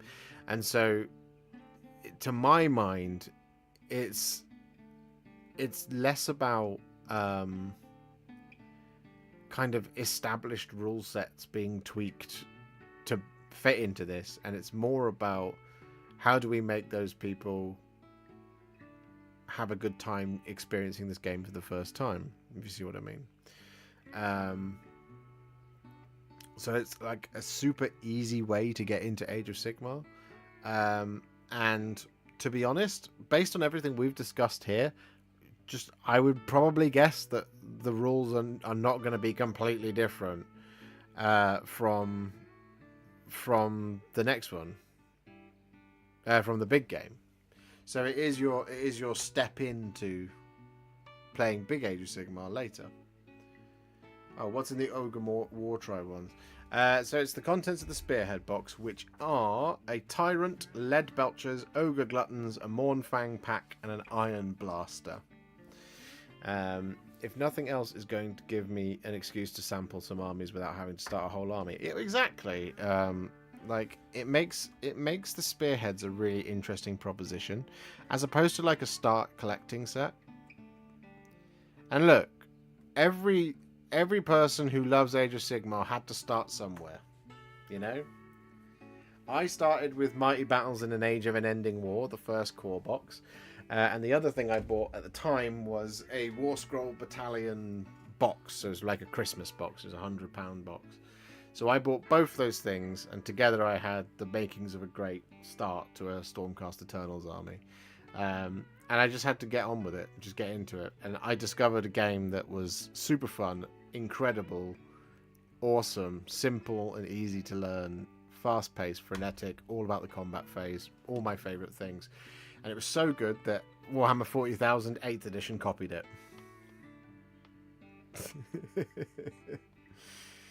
Interested to see how Caradron Overlords play in Spearhead with that honking great ship. Me too. Let's have a look. Let's have a quick look at them, shall we?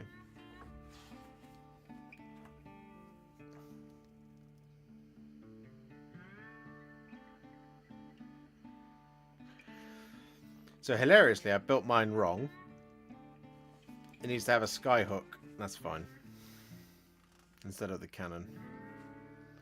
Oh, and it also needs Sky Wardens instead of Endrin Riggers. That's fun.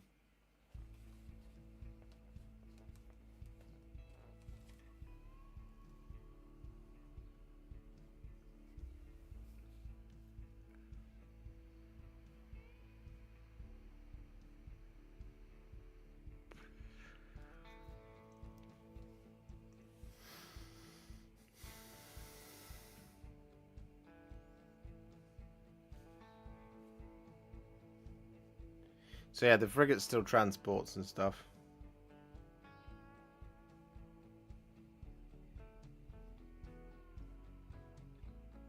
Yeah, it doesn't need to be WYSIWYG. As long as you've got the 100%, as long as you've got the right-ish units, I think you're fine.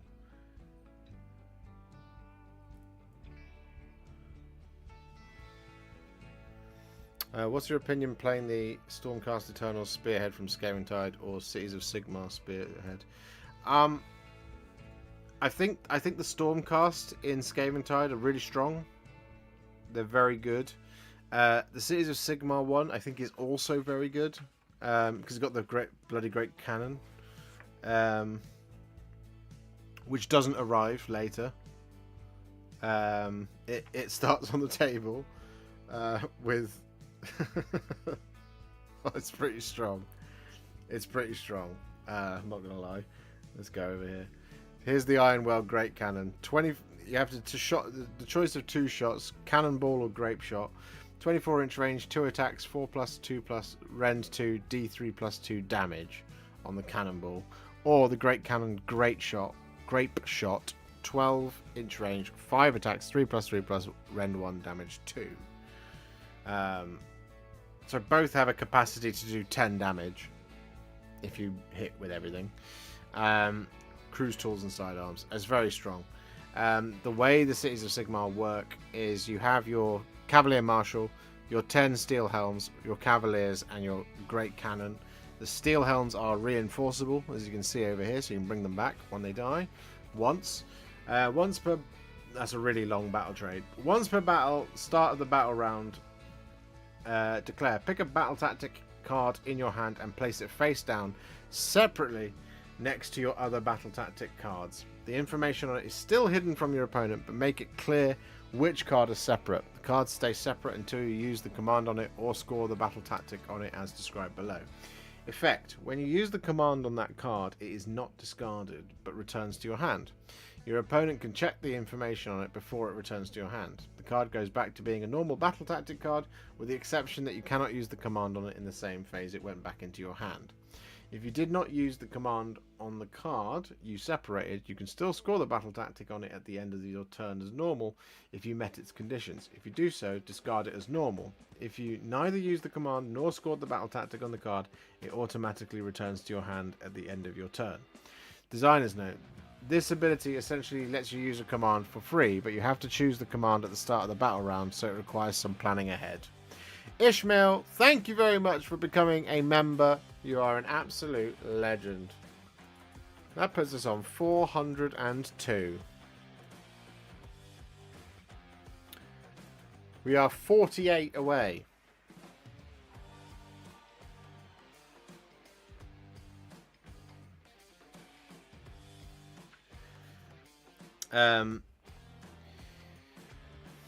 You can give your Cavaliers strike first.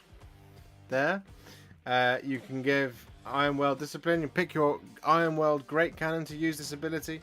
If you can use, it can use the shoot ability as if it were your shooting phase, and you do that in your enemy shooting phase. You can fire the cannon, not in your shooting phase. That's very good. Once per battle.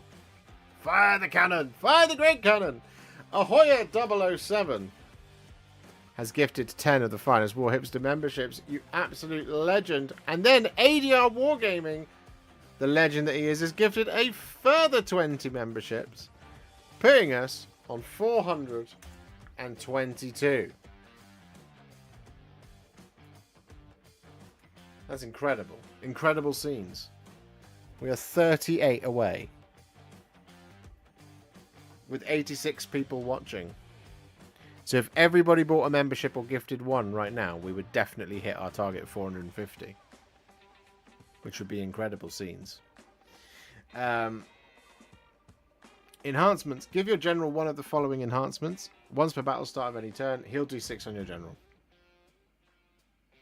End of any turn. Brazier of Holy Flame. Declare, pick a friendly Free Guild Steel Helms unit within your general's combat range.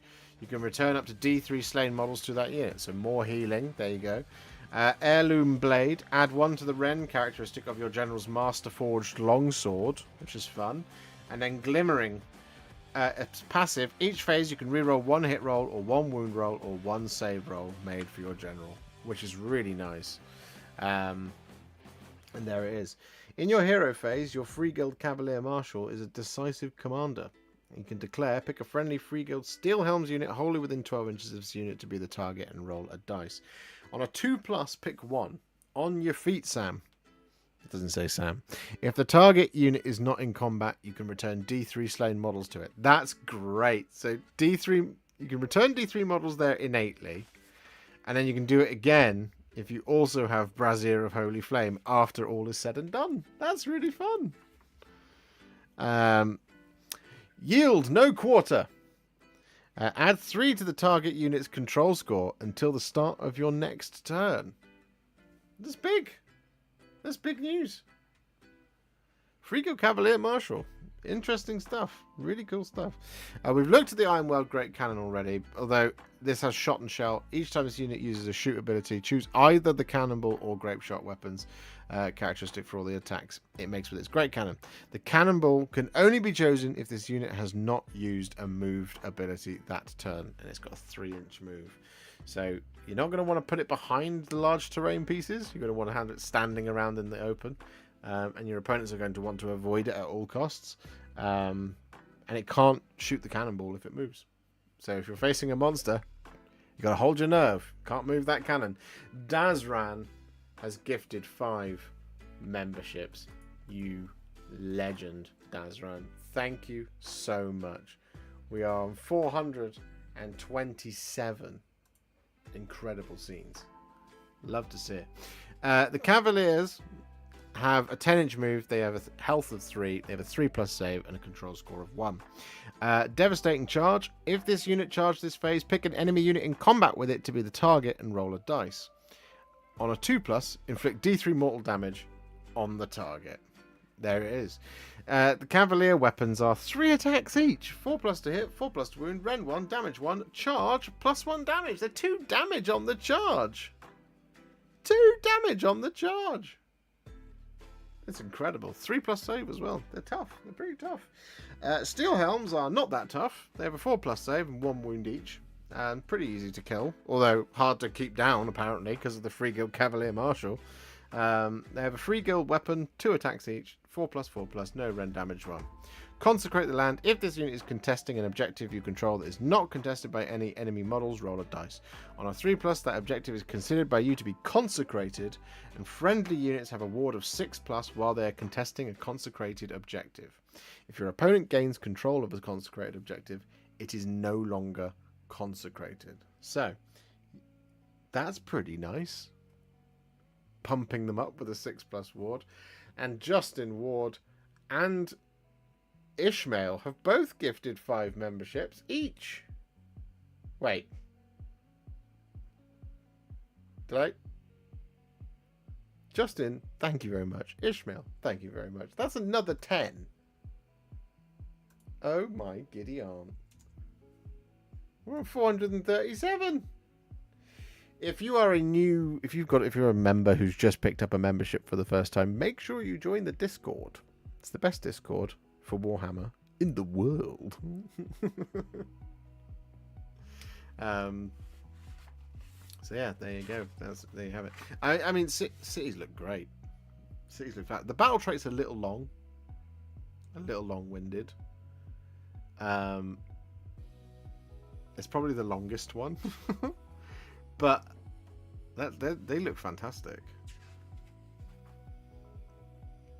I mean, the Saurus Old Blood, I think, is just going to be hideous. I also suspect that the Kroxigor are going to be very powerful. Yes. Serafon, Saurus Old Blood, 2 units of 5 Saurus Warriors and 1 unit of Kroxigor. And none of it's reinforceable. So it's like, clearly they must be tough. That's the thing. Because you think, like, if something's reinforceable, then maybe it's not that tough. That's how it stacks up. If it is not reinforceable, then it must be pretty tough and pretty strong. So the idea of kind of doing away with them is it's really interesting. It's a very interesting balancing mechanic that's going on there, and I really like it as a balancing mechanic. I think it's great. It does mean that instead of like weirdly pumping up the power level of, say, Steel Helms is great. Instead of weirdly pumping them up so that they balance out with the rest of Age of Sigmar and the rest of Spearhead, then you actually go, well, you know, the Steel Helms are okay, but they've got that conditional ability, and they're not as strong as, say, Saurus Warriors. Saurus Warriors can deal with them pretty easily. So what we'll do is we'll have it so that we can recycle him. You know?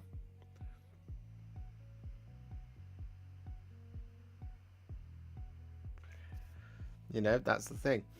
Oh my goodness me. Arthur073 has sent a super chat of €25. First super chat ever. Thank you very much, Arthur. Almost at the members goal. Let's go. Exactly. Thank you for all the amazing content, Warhipster. Keep it up. I will. I always will. And I absolutely will, as long as folks like you are gifting things like that. That is incredible. And we've just crossed 64,701 subscribers. Incredible. So this is it, guys. If amongst the people watching now, if you can tell like 3 people to subscribe to the channel, we'll hit 65,000 subscribers this week. And if we do that, it means we'll have gained over 10,000 in the first half of the year. Because my goal is to hopefully get to 75k this year. Now, one thing that's going to help is there is going to be, from Saturday, I think, there is going to be daily videos for a while. I think it's from Saturday. It might be from Tuesday next week. I can't exactly remember. There's a lot of Skaventide content coming. I've done the Spearhead for the Stormcast. I started the Skaven Spearhead today. I've got another Spearhead I need to paint, which I'm going to start tonight actually, because I need to paint it in. I'm doing a video. It's a challenge. It's a challenge video. So it's going to be fun. But there's loads of content on the way. Tons of it. And this week, we're not going to be releasing Skaventide videos. Instead, we're going to be clearing up what we haven't already released. So this week, you'll be able to see how to paint the Spearhead for Caradron Overlords in the colours of Barak Mornar, aka Drekkie Flint. So there'll be 3 Caradron Overlords videos this week for you Caradron Overlords fans. The Frigate, the Endrin Riggers / Skywardens, and the Arcanaut Company. So those videos are coming out this week. And then from next week, once you guys have pre-ordered your boxes, I will start releasing Stormcast and Skaven painting videos. We're also hopefully going to be doing a video on every single faction. Yes, that's right. I went through a list of the things I could potentially do with Skaventide, and I came up with a list of over 50 videos. 50 videos from one box. This is technically one of them. One you've already seen. The total was 57 videos, all in all. So, yeah, it's a lot of videos. So, don't worry. If you're worried that you won't be supported through your Skaventide journey, if you're worried about starting Age of Sigmar and you're, a little bit nervous because you don't know if you're going to be supported, you're going to be supported. I will also point out, for those of you on the channel who do not know, we have a playlist which I'm hoping to fill out even more in the coming weeks and months. We have a playlist on the channel called Project Spearhead, which I will show you now. Overhead, and we want this, and we want to go here, and we want to go Project Spearhead. There it is. So, if I head over here and switch this on, you should be able to see. So, Project Spearhead currently contains 34 videos. We have how to paint Yndrasta, the Celestial Spear, the Hammers of Sigmar, includes the Stormstrike Chariot, the Vanquishers. We have the Celestial Vindicators Annihilators, the Celestial Vindicators at Knights Vexillor. You'll be able to extrapolate from all those. We have all of the Flesh Eater Courts one in here, the Morgaunt Crypt Guard, the Morbag Knights, the Vargolf Courtier, the Abhorrent Archregent. We have all of the Cities of Sigmar in there. We have the Cruelboys as well. There it is. We have Maggotkin of Nurgle. We have Slaves to Darkness, which I need to move these 2 videos, actually. Let's just do that very quickly live. Bit of admin. Everybody loves to see it. Pop those like that. There we go. So Slaves to Darkness is there. We have... we need to do a little bit more admin. We've got this one here. We put that in there. We have the Sylvaneth in there.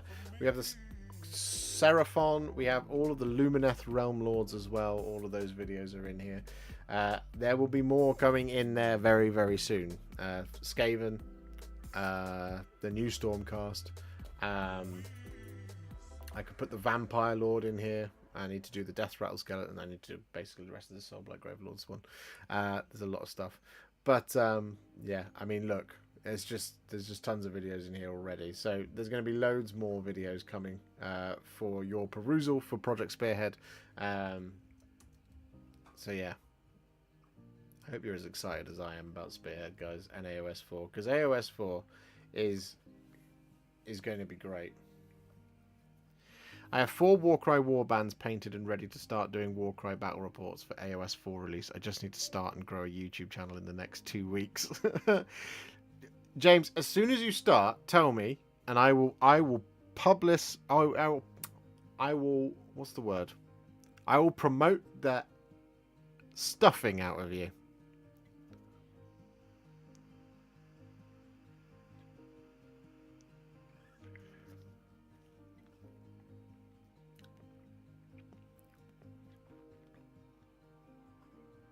What about Ionis? Is he playable without the dragon army?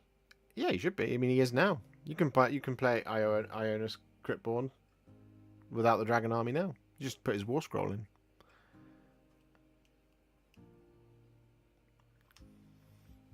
I love you too, James. Absolutely, please. Like as soon as you start doing it, just let me know, and it will. I will try. I will try and funnel. I will try and funnel folks over to you. And then if you're ever over in this part of the world, or I'm ever over in that part of the world, I'll come and be on your channel. You can teach me Warcry as it stands, or I can throw spearheads at you and make you play OS4. But before we go, there is one last thing I wanted to do. And it means I have to just quickly slip off camera for 2 seconds. So talk amongst yourselves. Tell each other that you love each other. Are you into Warcry? I want to be into Warcry. I want to be into Warcry, absolutely. Because I think it's great. I've played it once or twice. It's great game mode. Really good fun. Very different to AOS 4 though. Anyway, back in 2 seconds. I require this book.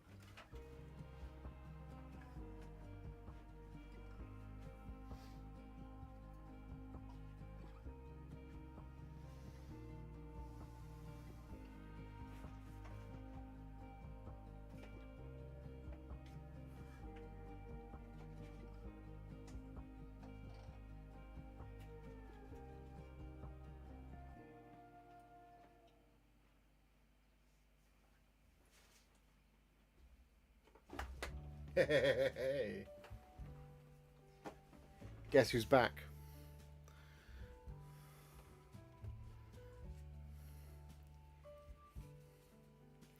Any thoughts on Underworlds? Been thinking about getting a starter set. But I think Underworlds is a really, really good game.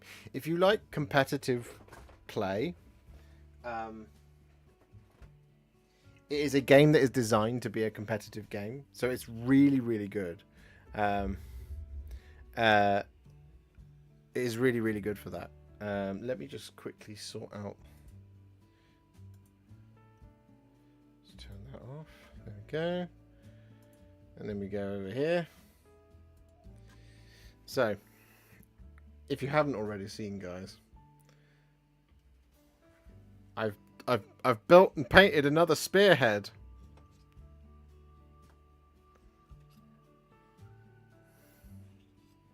Here it is. The Stormcast Eternals from Skaventide. So it's really, really small. It's a very, very diddy little Spearhead. But as mentioned, these guys reinforce and these guys also reinforce. So I'm just going to quickly do that. And we'll go for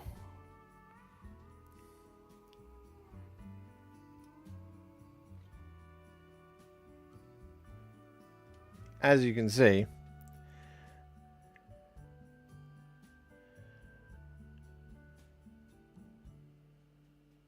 so I promised you a slightly darker, more foreboding Hallowed Knights colour scheme for our Ruination Chamber, guys. That is exactly what we have done. We've gone for a slightly darker, more imposing silver scheme. You can see it here on the armor, for example. We've done the same thing on the Lord Veritant as well. Here is the Lord Veritant. There we go. This is one of my favorite models I've ever painted. I think it looks really, really good. I'm really pleased with it. Lovely, lovely model. Looks incredible. So there you go. Lord Veritant and the Lord Vigilant. They are all done. Here is the Griffhound as well. Let's see if we can get that to focus on the Griffhound. No. Do that. There we go. As you can see. Here we go. Griffhound. All done. Looking absolutely spot on. We've done the Prosecutors as well. Here we are. Here we are, the brand new Prosecutors. I love them very much. Very, very cool. Very, very cool models. And again, slightly darker, not quite as dark and foreboding as the Vigilant and the Veritant. We've got a couple of different schemes for the Stormcast, for the Hallowed Knights, because these were once of the Warrior Chamber, so they still retain a little bit of that luster. We have got a slightly more realistic silver armor for our Liberators to show that they've been in the wars for a while. There you go. They're not as bright blue as they once were from the other Stormcast Eternals, from the other Hallowed Knights videos we've done, so it is an alternative. You can go for the blue version of them on this, of course, but I really like this scheme. So this one is slightly different to this one, and this one is slightly different to this one, for example, with the armor silver. It's all kind of tied together, as you can see. It all looks fairly similar, but there are slight differences in there just to create a little bit of variation across the army. So there we go. So there's videos for all 5 of these. 5? All 4 of these coming out. And this is what we're going to be kicking things off with. But we are, of course, doing the Skaven as well. So I started the Skaven today. It's not in a position to show anything off yet, but they are coming, so don't worry about that. We're going to start with both the Spearheads, and then we're going to do the rest of the box, and then we're going to do any alternate builds that we can.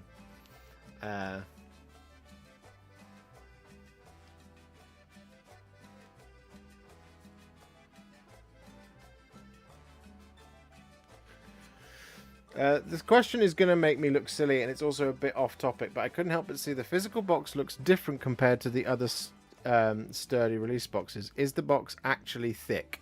Yeah, the box is huge. It's very, very, very thick. I think I measured it in my video. It's like 12 centimeters thick. It's just a really hefty box.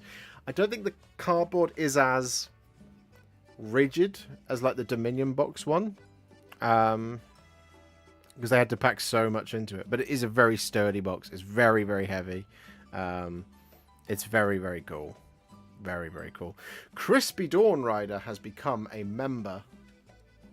That's an awesome. Thank you very much, Crispy Dawn Rider.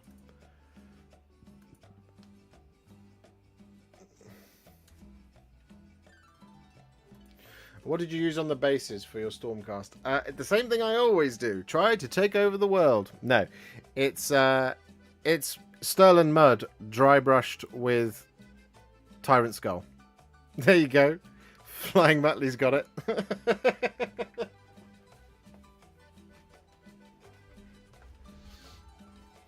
We also added some white flowers to the Lord Vigilant. There we go. Just to make it a little bit different. But yeah, there's a lot of really cool stuff.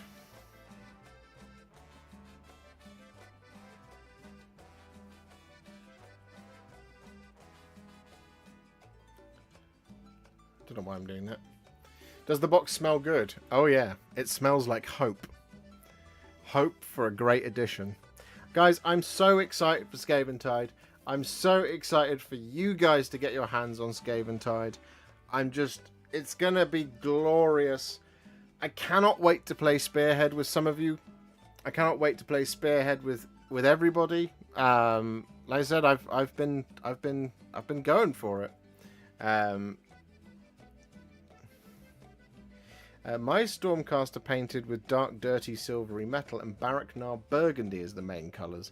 Any tips to how I can paint the tips of the wings with the new flying dudes? Burgundy, eh?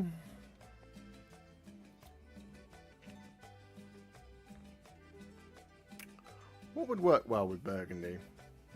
Maybe like a yellow flame, like a pale yellow flame would work. Or let me look it up.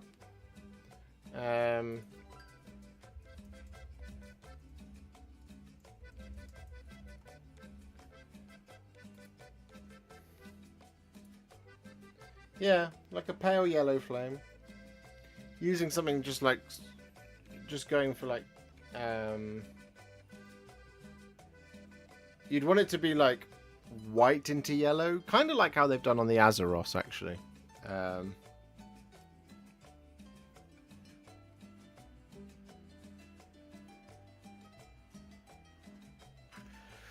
7 more likes for Skaventide, says Adam. 6 more and we'll get to 100 likes for Skaventide. If you're as excited for Skaventide and for AOS 4 as I am, to finally pull you out of the drudgery of Warhammer 40,000 10th edition, then please do leave a like on the stream. If you like a game that currently, as far as I know, doesn't have 33 pages of designer's commentary to make it work, then AOS is the place for you. It might have 33 pages of designer's commentary. I don't know. I don't think it does. Crispy Dawn Rider, love the channel, got here after finding your Kroot and Lumineth painting tutorials. New to AOS and looking forward to the new edition. And that makes me too, Crispy Dawn Rider. Honestly, it's going to be incredible.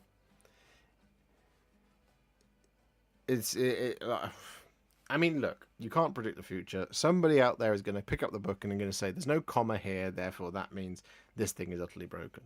Of course they are. That's what's going to happen. It's just what Warhammer fans do. It's like a plan. Plans never survive contact with the enemy, just as editions never survive contact with the customers. However, I'm very, very optimistic. Everything that I've read, everything that's been previewed, all of the models so far are just unbelievable. Now, I will preface that by saying, if the next run of multi-part releases for Stormcast is nothing but redesigned versions of old models, and the same thing for Skaven, I will be a little bit miffed. I will be. Because I like new stuff. I don't like redesigned versions of old stuff. Sometimes it's okay, a couple of bits here and there. Like, I think the new Liberators look great, and the new Prosecutors look great, and the new Azeroth looks great. But if the extent of the multi-part release is that, plus a redesigned Lord Celestant, I'll be like, oh,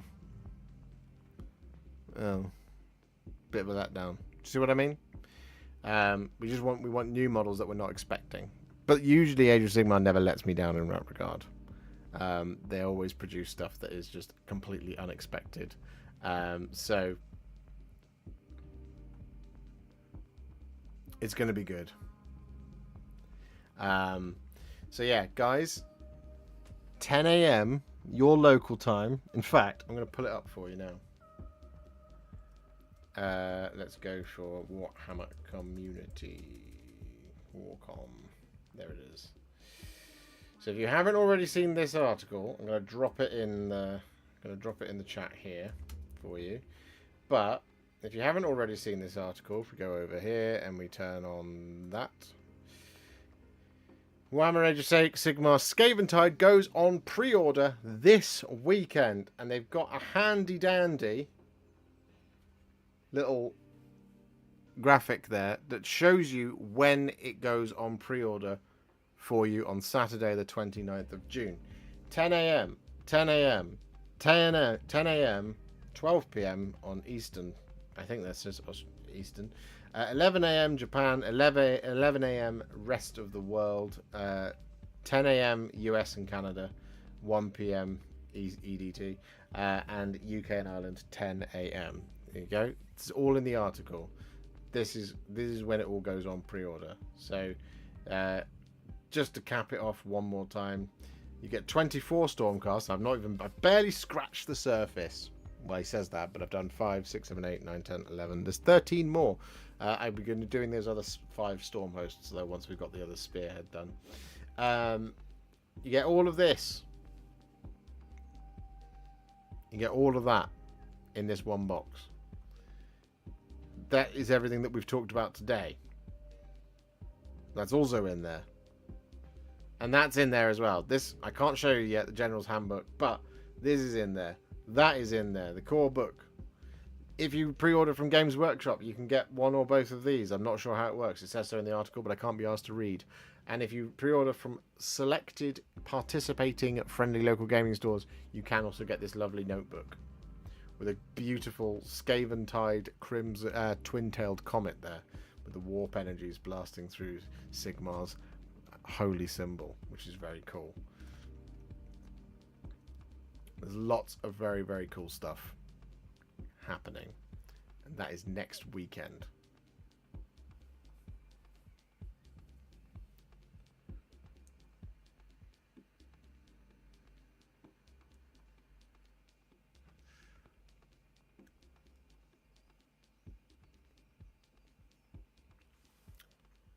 What about the recent Serafon update? That was like 90% refreshes for all kits. Why does that get a pass? Because it wasn't. There was a lot of new stuff in there.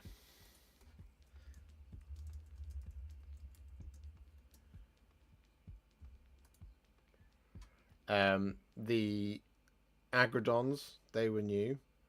The Astrolith Bearer, not really new, but kind of a redesign in some ways. Saurus Warriors were a redesign. Kroxigor were a redesign, but War Spawned, I don't think, were a redesign. Spawn of Chotek, I'm pretty certain, was new. The Raptidons, they were definitely new. I'm very certain of that. The Slan was a redesign, I'm pretty certain. But I'm not sure about the Slan on Chair being a redesign.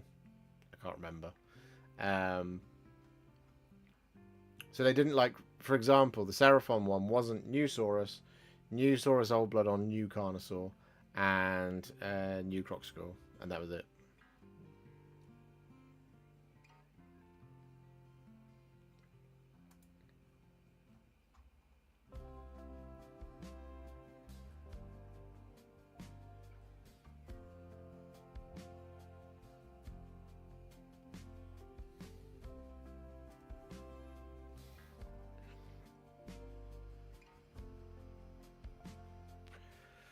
The objective markers look great. They really do. I really like the objective markers. It's kind of the reason why I might be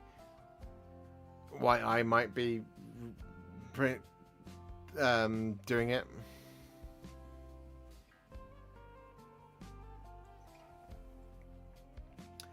I'm gonna try and buy a box because I want the objective markers. And then I don't know, possibly know what I could do with the other box. Who knows?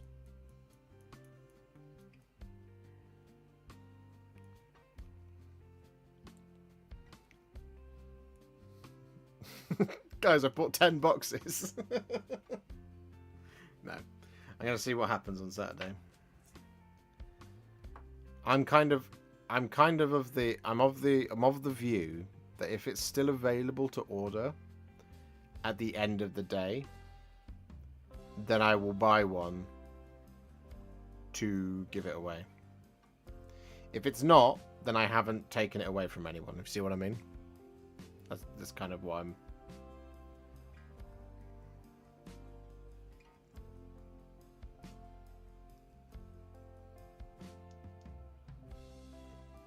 New Prime, £5. Thank you very much.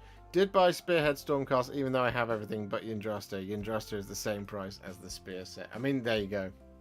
It's Stormcast Eternals are the best, first and foremost. But also, you don't actually need loads of models to actually field a Stormcast Eternals army.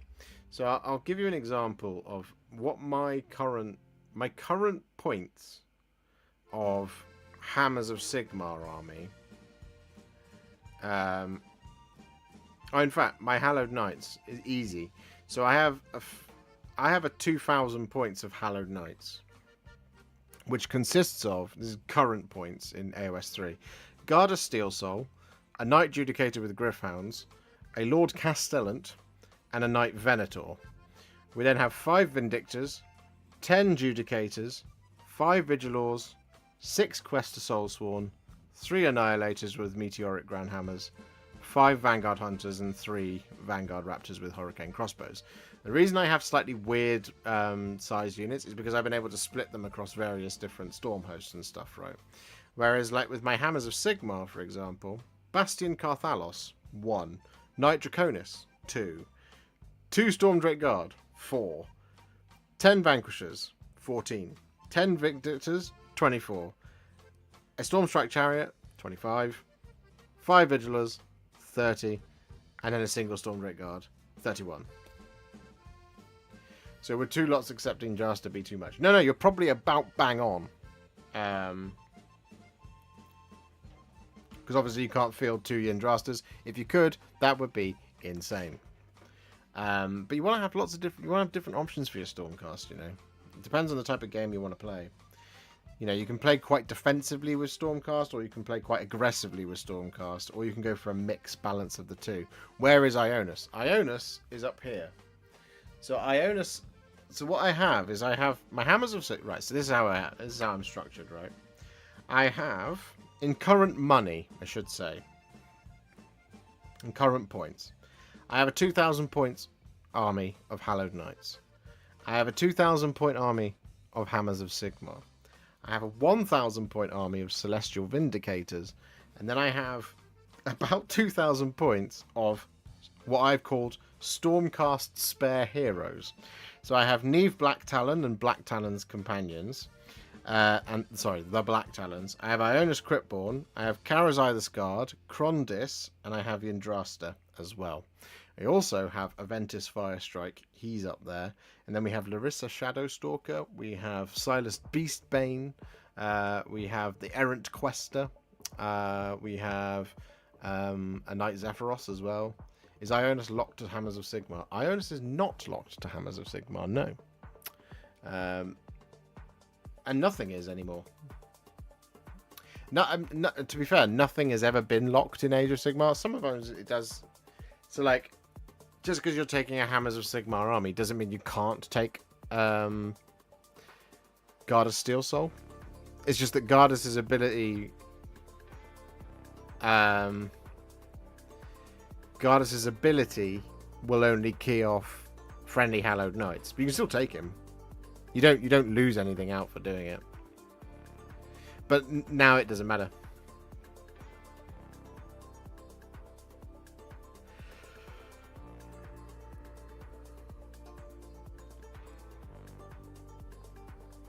But I don't think it matters anymore going forward. It's like with 40k, they've got rid of that kind of... you don't have there's never been a Hallowed Knights battle tome. There's never been a Hammers of Sigmar battle tome. It's always been a case of that's the choice of the formation that you kind of want. It's like that's the storm host you're choosing to have those extra rules for. But they've done away with that kind of thing, I think, in this edition. So now, even if you have got a bunch of stuff all squared away, you know, then if you have got it all squared away, then it doesn't matter. So it won't be faction locked.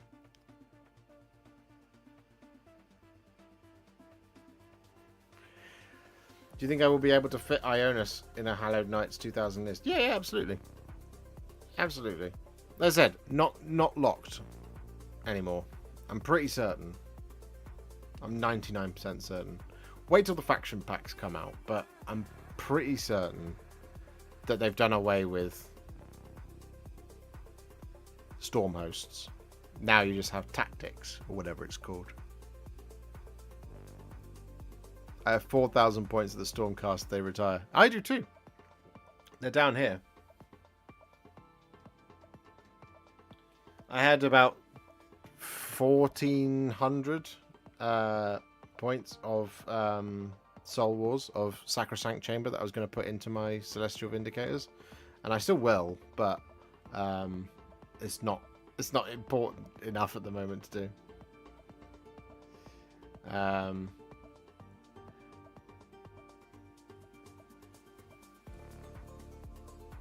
Yeah, you can do that, Dudex. Again, if they have an ability that affects friendly Hammers of Sigmar, it won't affect the Hallowed Knights. But generally, you can do it. It's just a case of it doesn't make sense to not take. So like in AOS 3 again, because I think AOS 4 it's gone, but in AOS 3.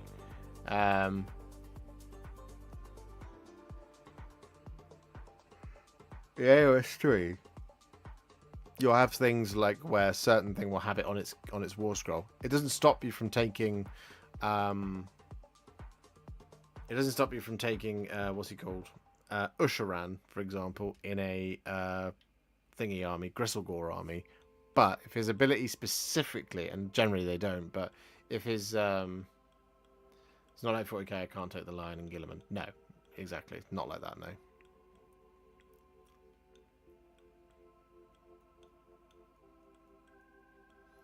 Arthur073, thank you very much for another 5 gifted memberships. You absolute legend. That might have to be the last action of the day, because I've just noticed the time. It is 10 to 8. Which means my dinner is nearly ready, because Alice will have come home. And I hate to keep her waiting. 7 more. Exactly, says Arthur. We're 7 more away from the target of 450. Can we get there? In the time it takes for me to sign off. I currently run Ionis Karazai, 2x2 Stormgate Guard, 2x5 Liberators, 1x5 Vindictors, and a Knight Incantor in third. Admittedly, I'm running them as Hammers of Sigmar at the minute. Well, there you go.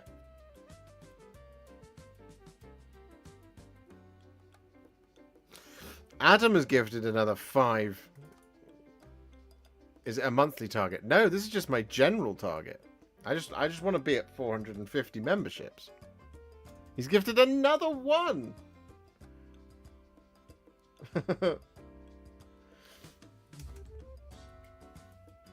Thank you, Adam. And there he goes with the last one. And Justin with another one. Now we're on 451. Now we're cooking. That's what we love to see. Thank you very much, guys. Legends, all of you. Incredible. Brilliant stuff. Love it. Is it a monthly target? Yeah, no. It's just, this is how many we have in total.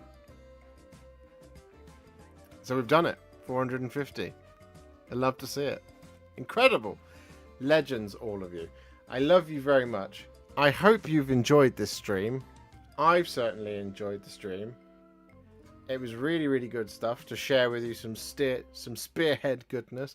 I just want to say a very quick thank you to Tommy, Agami, for the gifted memberships and for the super chat. Colonel of the 149th of the Death Corps of Krieg, James Mathias, Captain Mannerings, Tommy Agami again, Dave Hall, Yamail Angmar, Tommy Agami again, Big Bad Peter Gaming, Travis Woodside, Justin Ward twice, Ishmael, Bjorkmo, I hope I said that correctly, Arthur073, ADR Wargaming, Dazran, we have Ishmael again, Justin Ward, Arthur073 again, Crispy Dawn Rider, New Doc Prime, Arthur073, and ADR Wargaming, and Justin Ward one more time for being incredible. You guys are the best. Thank you very much for the months of membership, the gifted memberships, and the super chats.